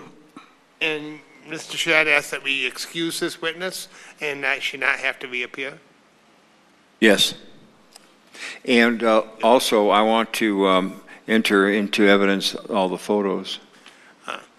Yes, I would ask that and move the city's exhibits 1 through 6, which Ms. Right. Thompson has laid the foundation. 7 and 8, the other city witnesses will lay the basis for those. Okay. So I would ask that we wait until those witnesses have laid the basis. But I'd ask that you admit exhibits 1 through 6. Okay. So, done. Any objection before we do that? Mr. Lynch from introducing those. All right. 1 through 6 are in. Okay. We're adjourned until January 30th.